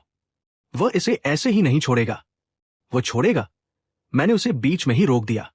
उसने मेरी ओर देखा, लेकिन कुछ और नहीं कहा। मैं उसकी इमारत के सामने रुका। जैसे ही उसने अपनी सीट बेल्ट खोली, वो झिझकी। जो तुमने पहले स्टर्लिंग टेक को दिवालिया करने के बारे में कहा था, क्या यह सच है? तुम वास्तव में ऐसा कर सकते हो? मैं कर सकता हूं। अपने अपार्टमेंट में वापस आकर जब मैं सोने की तैयारी कर रहा था, तब मुझे अचानक याद आया कि कार्टर हेस मुझे इतना जाना पहचाना क्यों लग रहा था। कॉलेज के दौरान मैंने हार्वर्ड में एक शैक्षणिक सम्मेलन में भाग लिया था। वहां एक छात्र से जुड़ा एक बड़ा घोटाला हुआ था जिसे शैक्षणिक धोखाधड़ी के लिए निष्कासित कर दिया गया था। यह पूरे परिसर की खबरों में था। उस छात्र का नाम कार्टर हेस था। ऐसा लग रहा था कि उसकी कंपनी भी बिल्कुल उसके जैसी थी, एक चमकीला बाहरी आवरण जिसके अंदर एक सड़ी हुई हकीकत थी। मैंने लियो को एक संदेश भेजा, स्टर्लिंग टेक के कोड की जांच करो, देखो कि क्या तुम्हें कुछ दिलचस्प मिलता है। लियो का उत्तर तुरंत आया, अभी देखता हूं। अगले दिन कार्यालय में एवा पहले से ही वहां थी। उसकी आंखों के नीचे का हल्का घेरा एक बिना सोई हई रात का संकेत दे रहा था। उसने मेरी नजर से बचते हुए फाइलों का एक ढेर इकट्ठा किया और एक बैठक कक्ष में गायब हो गई। उसने पूरा दिन बैठक में स्मार्ट सिटी प्रोजेक्ट की अंतिम तैयारियों में बिताया। दोपहर में लियो ने फोन किया, जूलियन, मेरे पास तुम्हारे लिए एक सरप्राइज है, उसने अपनी आवाज में उत्साह भरते हुए कहा। स्टर्लिंग टेक के कोर एआई कोड का 90% हिस्सा चोरी का है। उसने इसे सिलिकॉन वैली के एक छोटे स्टार्टअप से चुराया है। उसने मूल टिप्पणियों को हटाने की जहमत भी नहीं उठाई। मैं मुस्कराया, तुम्हारे पास सबूत हैं? ये सब मेरे हाथ में है। मैंने पहले ही उस स्टार्टअप के वकीलों से नोटिस भिजवा दिया है। एक अंतर्राष्ट्रीय मुकदमा उसे कुछ समय के लिए व्यस्त रखेगा। अच्छा काम किया, यह और भी बेहतर है, लियो ने कहा। मुझे ये सबूत भी मिले हैं कि उसके कई मुख्य एआई पेटेंट झूठे डेटा पर आधारित है। यह अब केवल चोरी नहीं है, यह गंभीर कॉर्पोरेट धोखाधड़ी है। सब कुछ इकट्ठा करो और मुझे भेज दो। समझो, हो गया। फोन रखने के बाद मैंने कांच के पार बैठक कक्ष में मौजूद एवा की मजबूत आकृति को देखा। मैंने अपना फोन उठाया और उसे एक संदेश भेजा, मेरे कार्यालय में आओ, सबूत और एक नया आदेश। एवा कुछ मिनटों बाद आई। उसने प्रवेश करने से पहले धीरे से दस्तक दी। मिस्टर कोल, आप मुझसे मिलना चाहते थे? उसने अपने लहजे को वापस एक ठंडे पेशेवर रूप में लाते हुए पूछा। बैठो, मैंने अपनी डेस्क के पार वाली कुर्सी की ओर इशारा करते हुए कहा। वो खड़ी रही। यदि आपको किसी चीज की आवश्यकता है तो कृपया मुझे बताएं। क्या तुम अभी भी मुझसे नाराज हो? मैंने पूछा। मुझे आपसे नाराज होने का कोई अधिकार नहीं है, मिस्टर कोल। उसके शब्द विनम्र थे, लेकिन हर अक्षर से कटाक्ष टपक रहा था। मैंने आह भरी। देखो, मैंने तुम्हारे परिवार के साथ जो किया उसके लिए मैं फिर से माफी मांगता हूं। इसकी कोई आवश्यकता नहीं है, उसने कहा। आपने मुझे पैसे दिए और मैं काम पर वापस आ गई। हम बराबर हैं। ठीक है, फिर चलो काम की बात करते हैं। मैंने अपने कंप्यूटर मॉनिटर को उसकी ओर घुमाया। स्क्रीन पर वो फाइल थी जो लियो ने मुझे भेजी थी। स्टर्लिंग टेक के सभी गंदे राज, चोरी, डेटा का झूठा निर्माण, कॉर्पोरेट धोखाधड़ी, सबूत पुख्ता और भारी थे। पढ़ते ही एवा की आंखें चौड़ी हो गई। उसके चेहरे का बर्फीला शांत भाव टूट गया और उसने शुद्ध आश्चर्य को जगह दी। क्या ये सब सच है? 100%, मैंने कहा। सिलिकॉन वैली की जिस कंपनी से उसने चोरी की थी, उसने पहले ही मुकदमा दायर कर दिया है। स्टर्लिंग टेक का शेयर गिरने वाला है। कार्टर हेस के अगले दशक जेल में बिताने की संभावना है। एवा लंबे समय तक स्क्रीन को चुपचाप देखती रही। उसके हाथ में मौजूद फाइलें थोड़ी कांप रही थी। मुझे पता था कि वो हिल गई थी। उसने महीनों तक तैयारी की थी। कार्टर को अपना सबसे बड़ा प्रतिद्वंद्वी माना था, केवल ये जानने के लिए कि वह एक अच्छे सूट में छिपा एक धोखेबाज था। तो उसने मेरी ओर देखा। स्मार्ट सिटी प्रोजेक्ट हम पहले ही जीत चुके हैं, आप ऐसा कह सकते हैं, केवल एक फोन कॉल की वजह से। हां, कार्यालय में सन्नाटा छा गया, जिसे केवल एयर कंडीशनर की हल्की आवाज तोड़ रही थी। एक लंबे पल के बाद वो फिर से बोली। उसकी आवाज शांत थी। जूलियन, तुम्हारे बारे में ऐसी कितनी चीजें हैं जो मैं नहीं जानती। बहुत सी, मैं मुस्कुराया। यदि तुम जानना चाहती हो तो मैं तुम्हें धीरे धीरे बता सकता हूं। उसने मुझे देखा। उसका भाव भावनाओं का एक बवंडर था। तुम मेरी मदद क्यों कर रहे हो? तुम मेरी कंपनी के लिए काम करती हो, मैंने कहा, और तुम्हारे स्वाभिमान को कार्टर हेस जैसे किसी व्यक्ति द्वारा कुचला नहीं जाना चाहिए। इसलिए मैंने इसकी रक्षा करने का फैसला किया। मैंने रक्षा शब्द धीरे से कहा, लेकिन यह एक बड़ी गंज के साथ लगा। एवा झिझकी और उसके गालों पर एक हल्की लाली आ गई। मैं समझती है, उसने नीचे देखा, मेरी आंखों से नजर मिलाने में असमर्थ। यदि और कुछ नहीं है तो मुझे काम पर वापस जाना चाहिए। वो एक डरी हुई हिरनी की तरह जाने के लिए मुड़ी। रुको, मैंने आवाज दी। मैंने अपनी डेस्क की दराज खोली और क्रेडिट कार्ड निकाला। ये तुम्हारा है। वो वापस मुड़ी। कार्ड देखकर उसकी आंखें चौड़ी हो गई। ये क्या है? मैं तुम्हारे परिवार के खर्चों का ध्यान रखूंगा, मैंने कहा। तुम्हारे भाई बहनों की फीस, तुम्हारे माता पिता के रहने का खर्च। अब से कंपनी इन सबका ध्यान रखेगी। इसे एक विशेष कार्यकारी बोनस समझो। मैं इसे स्वीकार नहीं कर सकती, उसने तुरंत मना कर दिया। ये कोई खैरात नहीं है, मैंने उसकी आंखों में सीधे देखते हुए कहा। एवा, तुम इस कंपनी की सबसे मूल्यवान संपत्ति हो। यह सुनिश्चित करना कि तुम बिना किसी चिंता काम कर सको, इस कंपनी के लिए सबसे अच्छा निवेश है। इसे ले लो, मैंने अपने लहजे को नरम करते हुए कहा। इसे अपने नए चेयरमैन का पहला आधिकारिक आदेश समझो। उसने मुझे देखा। उसके होंठ बहस करने लिए खुले, लेकिन उसने कुछ नहीं कहा। वो वापस डेस्क की ओर बढ़ी, कार्ड उठाया और उसे अपने हाथ में कसकर पकड़ लिया। धन्यवाद। इस बार उसकी आवाज से वो ठंडक और दूरी गायब थी। उसके स्थान पर कोमलता का एक ऐसा भाव था जो मैंने पहले कभी नहीं सुना था। स्टर्लिंग टेक का पतन मेरी कल्पना से भी तेज था। जैसे ही चोरी और धोखाधड़ी के घोटाले की खबर फैली, शेयर की कीमत गिर गई। 3 दिनों के भीतर कंपनी ने अपने बाजार मूल्य का 90% खो दिया। कार्टर हेस को पुलिस हिरासत में ले लिया गया। हमने बिना किसी प्रतिस्पर्धा के स्मार्ट सिटी का अनुबंध जीत लिया। पूरा कार्यालय खुश था। हर कोई एवा की तारीफ कर रहा था। उन्हें इस जीत के लिए उनकी रणनीतिक प्रतिभा का श्रेय दे रहा था। केवल एवा सच जानती थी। वो सब मेरी वजह से हुआ था। उत्सव की पार्टी में उसने थोड़ी सी वाइन पी, जो एक दुर्लभ दृश्य था। उसके गाल लाल थे। वो अपना गिलास पकड़े हुए मेरे पास आई। मिस्टर कोल, मैं एक टोस्ट प्रस्तावित करना चाहती हूं। मुझे अब मिस्टर कोल मत कहो, मैंने कहा। मुझे जूलियन कहो। वो रुकी, फिर उसके होठों पर एक छोटी सी मुस्कान आई। ये एक दुर्लभ और सुंदर दृश्य था, जैसे वसंत की पहली धूप। जूलियन, उसने मेरा नाम धीरे से लिया। ये धन्यवाद कहने के लिए है। वो रुकी। और मुझे खेद है। मुझे पता था कि उसे किस बात के लिए खेद था। मेरे बारे में उसके पहले के सभी विचारों और गलतफहमियों के लिए। ये सब अतीत की बात है, मैंने अपना गिलास उसके गिलास से टकराते हुए कहा। अब से हम एक ही टीम में हैं। उसने सिर हिलाया और एक बार में ही लाल वाइन का पूरा गिलास पी लिया। बर्फ का पिघलना। उस रात के बाद हमारा रिश्ता एक नए सौम्य दौर में प्रवेश कर गया। काम पर वो अभी भी वही मजबूत सीईओ थी और मैं वो चेयरमैन था जो कभी कभी अपनी राय देता था। लेकिन कार्यालय के बाहर हमने एक साथ रात का भोजन करना और बातचीत करना शुरू कर दिया। उसने मुझे काम की अपनी परेशानियों के बारे में बताया। मैंने उसे अपने कॉलेज की मजेदार कहानियां सुनाई। मुझे पता चला कि वो कोई बर्फ की रानी नहीं थी। वो बर्फ बस एक दीवार थी जो उसने खुद की रक्षा के लिए बनाई थी। अपनी सतर्कता हटाने के बाद वो अविश्वसनीय रूप से आकर्षक थी। वह एक दुखद फिल्म देखकर रो पड़ती थी और जब कुछ स्वादिष्ट खाती थी तो बच्चे की तरह हंसती थी। एक शुक्रवार उसने मुझसे कहा कि वह सप्ताहांत में अपने गृहनगर जा रही है। मेरे माता पिता तुम्हें व्यक्तिगत रूप से धन्यवाद देना चाहते हैं, उसने थोड़ा शर्माते हुए कहा। ठीक है, मैंने कहा। मैं इस सप्ताहांत खाली है, मैं तुम्हारे साथ चलूंगा। तुम? उसने हैरान होकर पूछा। क्या हुआ? क्या मेरा स्वागत नहीं है? नहीं, ऐसा नहीं है। उसके गाल फिर से गुलाबी हो गए। ये बस मुझे चिंता है कि तुम्हारी वह कार मेरे घर के पास की सड़कों पर नहीं चल पाएगी। मैं हंसा। चिंता मत करो, मैं कुछ और चलाऊंगा। एक पुराना ट्रक और एक नया रिश्ता। शनिवार की सुबह मैं उसे लेने गया। मैं एक पुराना फोर्ड F150 ट्रक चला रहा था।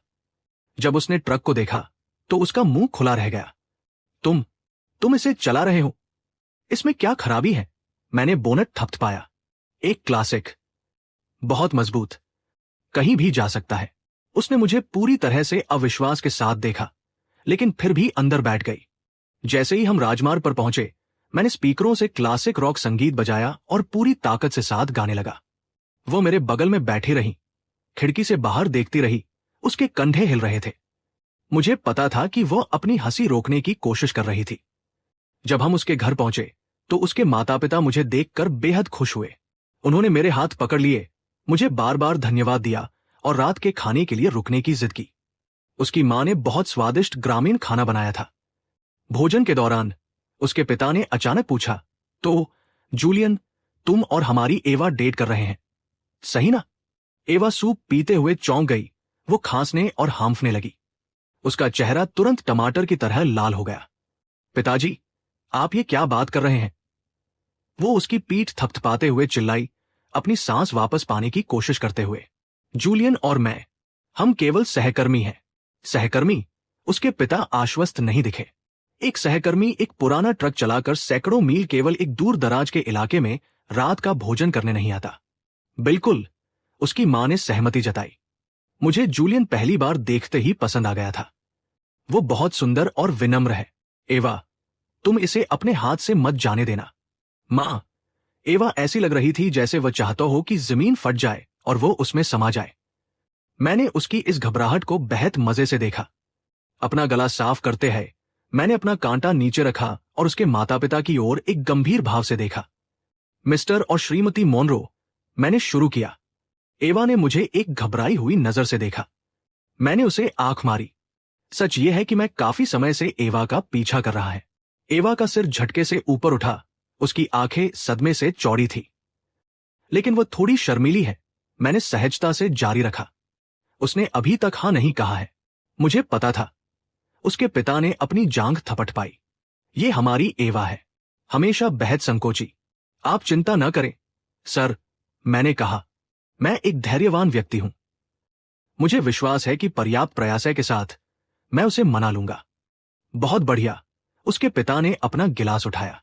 आओ जूलियन, एक ड्रिंक लेते हैं।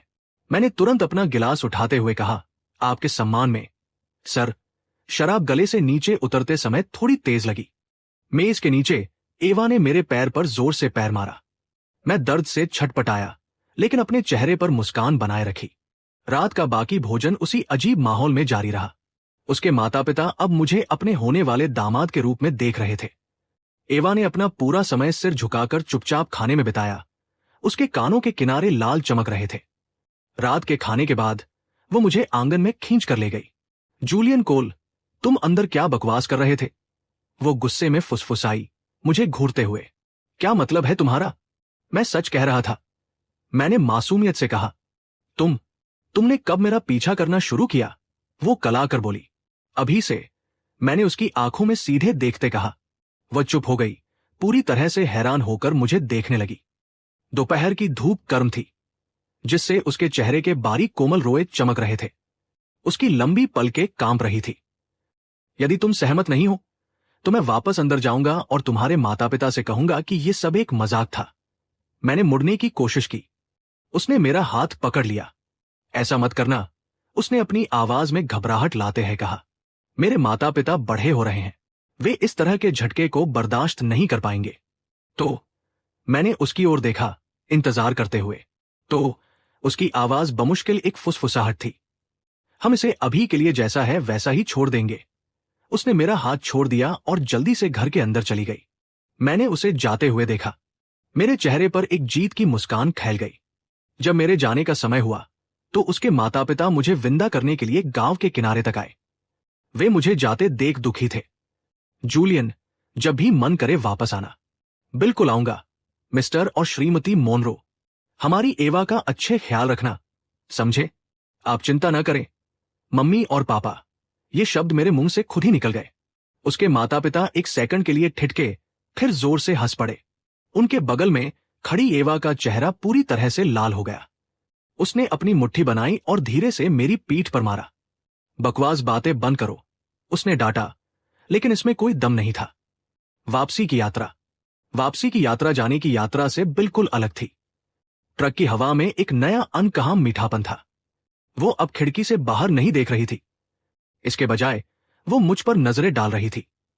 जब मैं उसे पकड़ लेता तो वो तुरंत अपनी नजर हटा लेती थी। तुम मुझे क्यों देख रही हो? मैंने पूछा। नहीं देख रही हूं, उसने अपना बचाव करते हुए कहा। तुम्हें लगता है कि मैं सुंदर हूं, है ना? तुम बहुत घमंडी हो।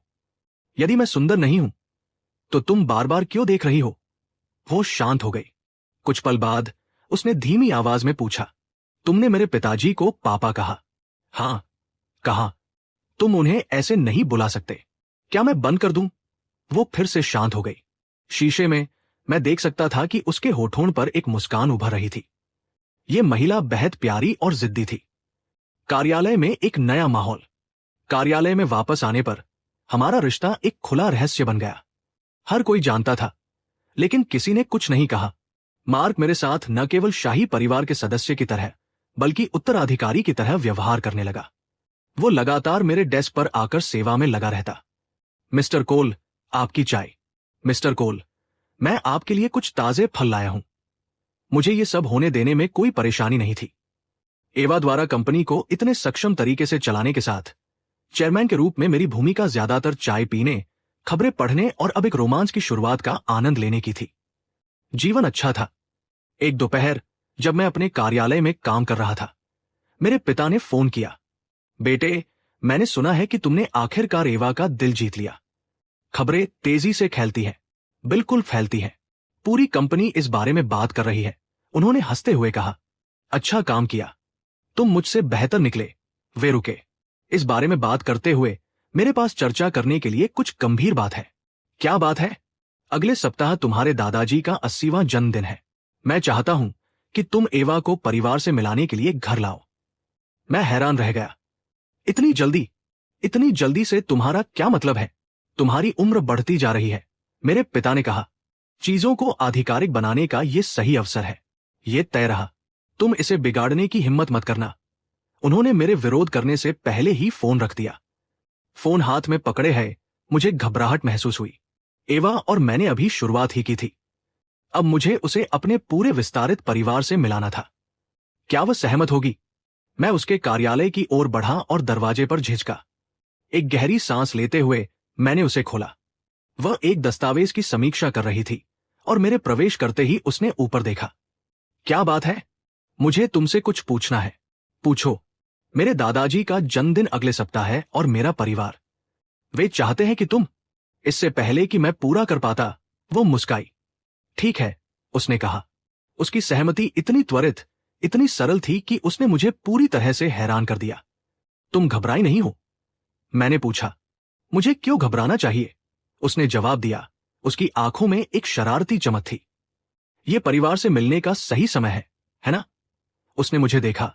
उसकी आंखें एक पूर्ण और अटूट विश्वास से चमक रही थी, जिसने मेरी सांसें रोक दी। मेरे दादाजी की 80वीं जन्मदिन की पार्टी एक भव्य आयोजन था जो ग्रामीण इलाकों में हमारे परिवार के निजी एस्टेट में आयोजित किया गया था। मेरी सभी मौसी, चाचा और चचेरे भाई बहन वहां थे। जब तक मैं एवा के साथ पहुंचा, लंबी सड़क पहले से ही लग्जरी कारों से भरी थी। एवा ने एक शाम की पोशाक पहनी थी जो मैंने उसके लिए चुनी थी। एक पीली नीली पोशाक जो उसकी गोरी त्वचा और ठंडी शिष्टता को निखार रही थी, जिससे वो चांद की देवी जैसी लग रही थी। वो मेरे हाथ को कसकर पकड़े है थी। उसकी हथेली घबराहट के पसीने से नम थी। डरो मत, मैंने उसका हाथ दबाया। मैं यहीं है। उसने सिर हिलाया और एक गहरी सांस ली। हम भव्य बॉलरूम में दाखिल हुए और तुरंत ध्यान का केंद्र बन गए। मैं एवा पर दर्जनों आंखें महसूस कर सकता था, जो उत्सुकता, मूल्यांकन और कुछ ईर्ष्या से भरी थी। मेरे माता पिता हमारा स्वागत करने के लिए दौड़े। ओह, तुम एवा हो? मेरी मां ने उसका हाथ पकड़कर मुस्कुराते हुए कहा। तुम तस्वीरों से भी अधिक सुंदर हो। आपसे मिलकर खुशी हुई, श्रीमती कोल, एवा ने शर्माते हुए कहा। ओह, ये श्रीमती कोल कहने की जरूरत नहीं है, मेरे पिता ने बीच में कहा। अब समय आ गया है, तुम हमें मम्मी और पापा कहना शुरू करो। एवा का चेहरा और लाल हो गया। मैंने तुरंत हस्तक्षेप किया। पापा, मम्मी, उसे डराओ मत। एक पारिवारिक विरासत। मैं एवा को अपने दादाजी से मिलाने ले गया। वे एक उत्सव वाले लाल रेशमी जैकेट में सजे थे। मुख्य मेज के शीर्ष पर बैठे बहुत जीवंत और सक्रिय दिख रहे थे। एवा ने वो उपहार प्रस्तुत किया जो उसने तैयार किया था। देवदार के पेड़ों और सारस की हाथ से कढ़ाई की हुई एक टेपेस्ट्री, जो दीर्घायु के प्रतीक थे। मेरी प्यारी एवा, कितना विचारशील उपहार है, मेरे दादाजी ने गर्मजोशी से मुस्कुराते हुए उपहार स्वीकार करते हुए कहा। तुम एक अच्छी लड़की हो। उन्होंने अपनी कलाई से एक पन्ना का कंगन निकाला। यह एक शानदार पारभासी हरा कंगन था। यहां, यह तुम्हारे दादाजी की ओर से एक छोटा सा उपहार है। उन्होंने कंगन एवा की कलाई पर पहना दिया। वो हैरान रह गई। वह टुकड़ा स्पष्ट रूप से अमूल्य था। दादाजी, ये बहुत अधिक है, मैं इसे स्वीकार नहीं कर सकती। बकवास। ये एक पारिवारिक विरासत है और तुम कोल परिवार की होने वाली बहू हो। ये तुम्हारी कलाई पर ही शोभा देता है, उन्होंने अंतिम निर्णय देते हैं कहा। होने वाली वह शब्द पास की मेज पर गूंज उठा। मैंने अपने रिश्तेदारों के चेहरे के भाव बदलते देखे, खासकर मेरी चचेरी बहनों के।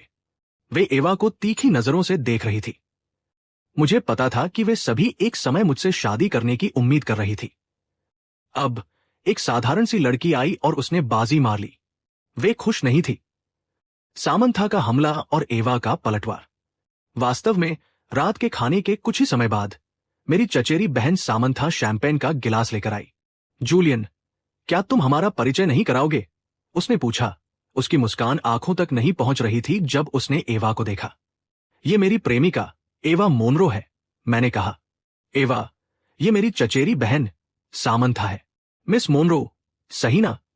सामंथा ने एवा को ऊपर से नीचे देखा। और तुम कहाँ काम करती हो? मैं जूलियन के परिवार की कंपनी में काम करती हूं, एवा ने शांति से जवाब दिया। ओह, सामंथा ने शब्द को खींचा।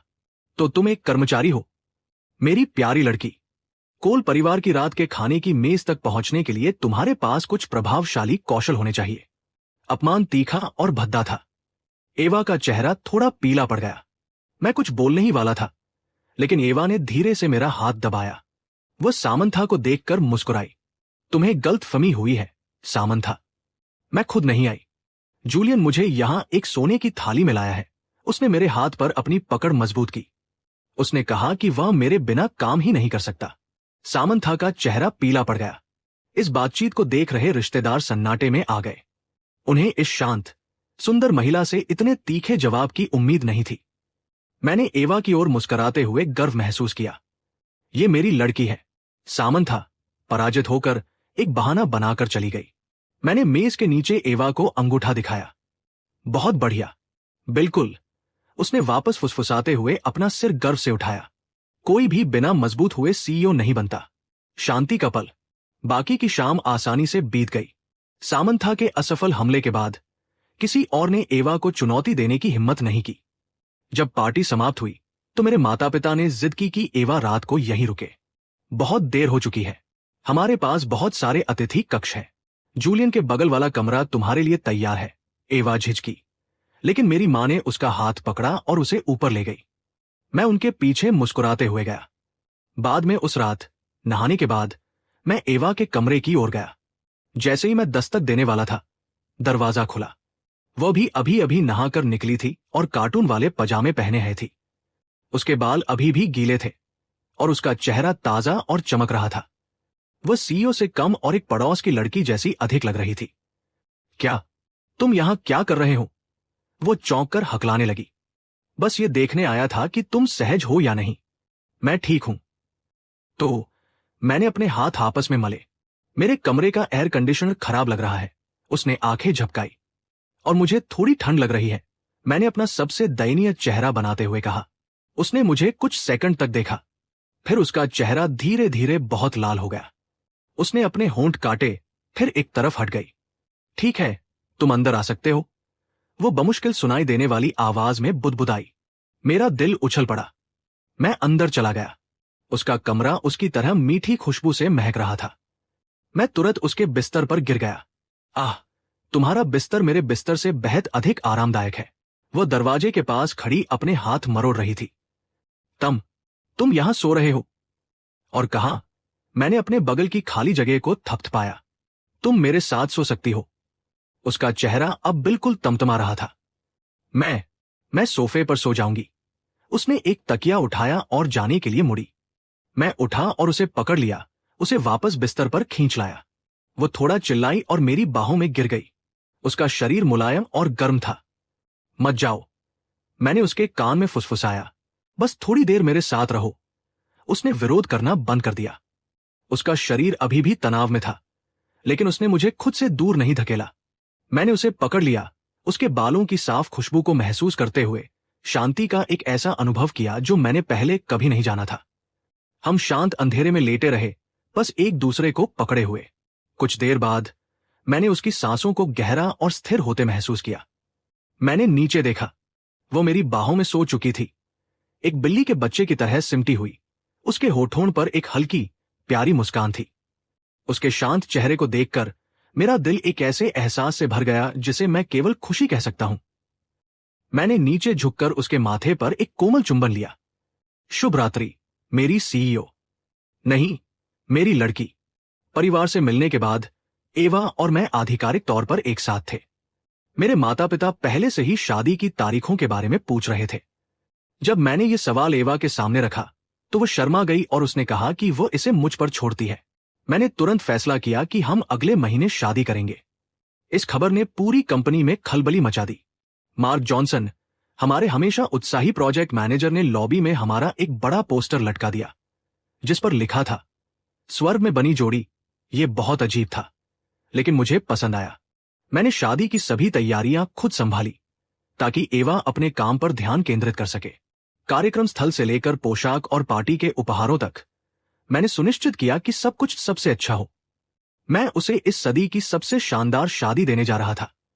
शादी से एक सप्ताह पहले मैं उसे उसकी शादी की पोशाक की अंतिम फिटिंग के लिए ले गया। जब वह सफेद हीरो से जड़े गाउन में ड्रेसिंग रूम से बाहर निकली तो मेरी सांसें थम गई। वो लुभावनी लग रही थी, एक परी कथा की राजकुमारी। मैं कैसी दिख रही हूं? उसने शर्माती मुस्कान के साथ पूछा। सुंदर, मैंने उसके पास जाकर और उसका हाथ पकड़कर कहा, तुम अब तक की सबसे सुंदर दुल्हन हो। जब हम उस पल का आनंद ले रहे थे तभी एक अप्रिय आवाज आई, वाह वाह, तो ये एवा मरमोनरो है। लंबे समय से मुलाकात नहीं हुई। मैं मुड़ा और देखा कि एक व्यक्ति काले सूट में खड़ा था जिसके हाथ में एक सजी धजी महिला थी। मैंने उसे तुरंत पहचान लिया। रिचर्ड सुलिवन, एवा का पूर्व बॉस जिसने उसे प्रताड़ित किया था, वही जिसके साथ मेरे पिता ने सौदा किया था। बड़ी किस्मत की बात थी। एवा का चेहरा सफेद पड़ गया। उसने सहज रूप से मेरे पीछे छिपने की कोशिश की। सुलिवन की आंखें उस पर टिक गई जिनमें घृणा और वासना थी। शादी कर रही हो? कौन है वो भाग्यशाली व्यक्ति? वो बहुत भाग्यशाली है जो तुम्हारे जैसी सक्षम और सुंदर महिला को पा रहा है। वो ऐसा नाटक कर रहा था जैसे वह नहीं जानता कि मैं कौन है। मुझे पता था कि ये जानबूझकर था। ये तुम्हारा काम नहीं है, मैंने ठंडे स्वर में कहा। ओह, लेकिन हम पुराने सहकर्मी हैं। सुलिवन ने चापलूसी भरी मुस्कान के साथ कहा। मुझे उसे बधाई देनी होगी। उसने अपनी जेब से एक लाल लिफाफा निकाला, एक छोटा सा उपहार। मैंने इसे नहीं लिया। हम दोस्त नहीं हैं। ओह, लेकिन हम हैं। उसने उपहास उड़ाया। एवा और मैं बहुत करीब हैं। मैं उसके बारे में ऐसे कई राज जानता हूं जो तुम नहीं जानते। उसके शब्द इशारों से भरे थे। एवा कांप रही थी। रिचर्ड, तुम क्या चाहते हो? उसने कांपती हुई लेकिन मजबूत आवाज में पूछा। कुछ खास नहीं, उसने कंधे उचकाते हुए कहा। बस कॉफी पर थोड़ी बातचीत। बहुत समय हो गया है। मुझे तुम्हारी याद आई। उसकी नजर किसी सांप की तरह उस पर लिपटी हुई थी। बस, बहुत हुआ। मुझे गुस्सा आ गया। मैं एवा के सामने खड़ा हो गया, उसे पूरी तरह से अपनी ओट में लेते हुए। मैं इसे आखिरी बार कह रहा हूं, यहां से दफा हो जाओ। ज्यादा घमंड मत करो, बच्चे। सुलिवन का चेहरा कौला पड़ गया। सिर्फ इसलिए कि तुम्हारे पास पैसा है, इसका मतलब ये नहीं है कि तुम जो चाहो कर सकते हो। मेरे पास एवा को बदनाम करने के लिए पर्याप्त चीजें हैं। यदि तुम नहीं चाहते कि तुम्हारी सुंदर दुल्हन पूरे शहर का मजाक बने तो मुझसे तमीज से बात करो। ऐसा है क्या? मैं हंसा। धमकियां ही वो चीज है जिनका मैं जवाब नहीं देता। मैंने अपना फोन निकाला और लियो को मिलाया। लियो, मुझे एक बैकग्राउंड चेक चाहिए। नाम रिचर्ड सुलिवन है। पहले स्टर्लिंग इन्वेस्टमेंट्स में काम करता था। मुझे उसकी सभी गंदी फाइलें अभी चाहिए। लियो ने दूसरी तरफ से जम्हाई ली। जूलियन, तुम मुझे ऐसे छोटे लोगों के लिए बुला रहे हो। ठीक है, मुझे 5 मिनट दो। मैंने फोन रख दिया और सुलिवन की ओर देखा जिसके चेहरे का रंग अब उड़ने लगा था। 5 मिनट, मैंने कहा। मुझे उम्मीद है कि तुम्हारे राज बहुत अच्छे होंगे। उसका घमंड टूटने लगा। तुम मुझे डरा नहीं सकते। मैंने कुछ गलत नहीं किया है, वो बड़बड़ाया, लेकिन उसके हाथ में मौजूद महिला पहले से ही खुद को छुड़ाने की कोशिश कर रही थी। 5 मिनट से भी कम समय में मेरे फोन पर घंटी बजी। लियो की ओर से एक फाइल। मैंने उसे खोला। यह सुलिवन के कारनामों की एक विस्तृत सूची थी। गबन, रिश्वतखोरी और उससे भी बदतर चीजें। उसमें चैट लॉग और वीडियो थे जिनमें उसने अपनी स्थिति का उपयोग करके महिला कर्मचारियों को मजबूर किया था। वहां एक से अधिक पीड़ित थी। मैंने फोन उसकी ओर बढ़ाया। क्या मैं इन्हें जोर से पढ़ें? सुलिवन के चेहरे का सारा खून सूख गया। वह स्क्रीन को कांपते हुए घूरने लगा। कैसे? तुम्हें ये कैसे मिला? तुम्हें जानने की आवश्यकता नहीं है, मैंने कहा। तुम्हें बस ये जानने की आवश्यकता है कि ये मेरे पास है। मैंने अपना फोन रख दिया। अब अपना कचरा उठाओ और मेरी आंखों के सामने से दफा हो जाओ, इससे पहले कि मैं अपना मन बदलकर इसे पुलिस को भेज दूं। सुलिवन घुटनों के बल गिर गया, उसके पैर कांप रहे थे। उसके साथ मौजूद महिला चिल्लाई, अपना हाथ छुड़ाया और भाग गई। नहीं, कृपया पुलिस को मत बुलाओ। वह मेरे पैरों के पास रेंगते हुए गिड़गिड़ाया।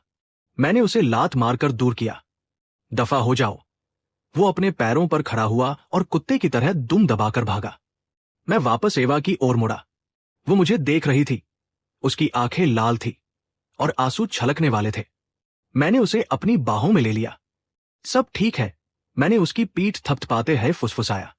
सब खत्म हो गया। वो आखिरकार टूट गई। मेरे सीने पर सिर रखकर रोने लगी, अपने बरसों के दर्द और अपमान को बाहर निकालते हुए। मैंने उसे बस कसकर पकड़ रखा था, उसे रोने दिया। जब वह शांत हुई तो उसने अपनी सूजी हई लाल आंखों से मुझे देखा।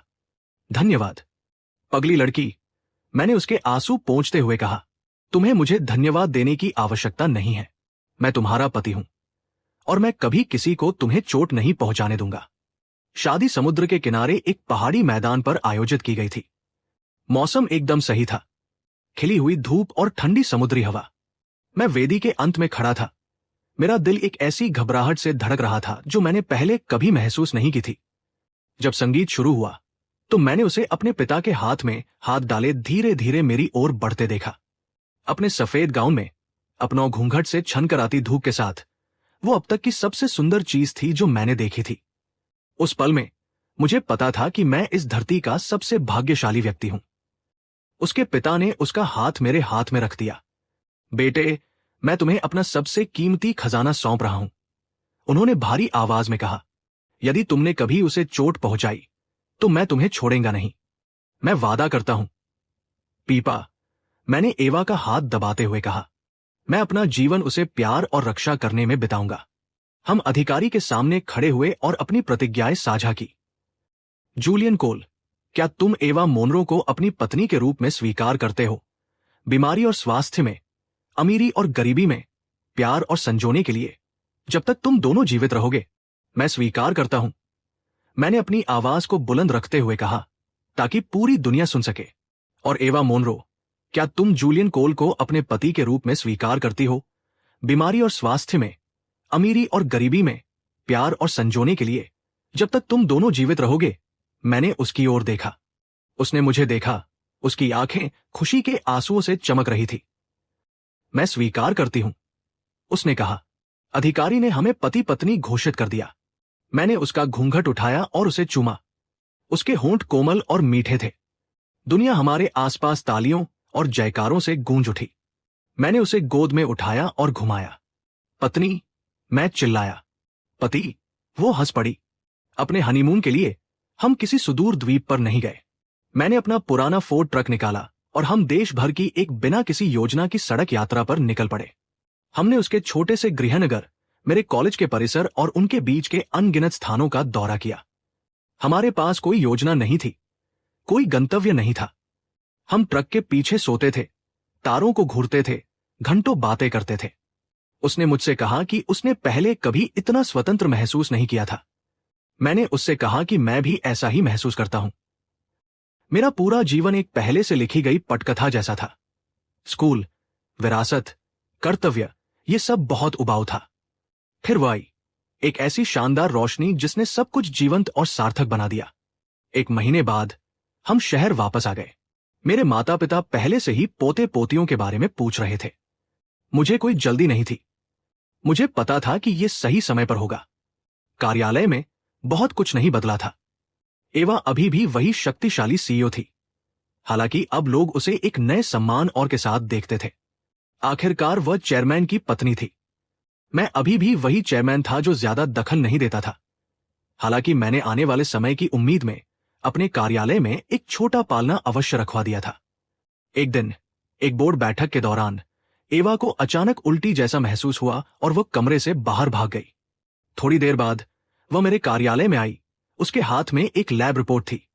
उसके चेहरे पर अविश्वास और खुशी का मिश्रण था। उसने उसे मुझे सौंप दिया, 2 लाल रेखाएं। मैं स्तब्ध रह गया। मैं पिता बनने वाला हूं? हाँ, उसने सिर हिलाया, उसकी आंखें डबडबा गई। मैं खुशी से उछल पड़ा, उसे जमीन से ऊपर उठाकर घुमाया।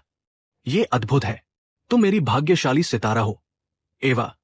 मैं कार्यालय में एक बच्चे की तरह कूद रहा था। मार्क ने शोर सुना और अपना सिर अंदर डाला। उसने दृश्य देखा और उसके चेहरे पर एक गहरी मुस्कान फैल गई। बधाई हो, मिस्टर कोल। हम सभी को बधाई, मैंने घोषित किया। कंपनी में हर किसी को इस महीने 2 गुना बोनस मिलेगा। 10 महीने बाद एवा ने एक स्वस्थ बच्चे को जन्म दिया। वो बिल्कुल वैसा ही दिखता था जैसा मैं बचपन में दिखता था। मेरे माता पिता बेहद खुश थे। मेरे दादाजी ने व्यक्तिगत रूप से उसका नाम एडम मोनरो कोल रखा।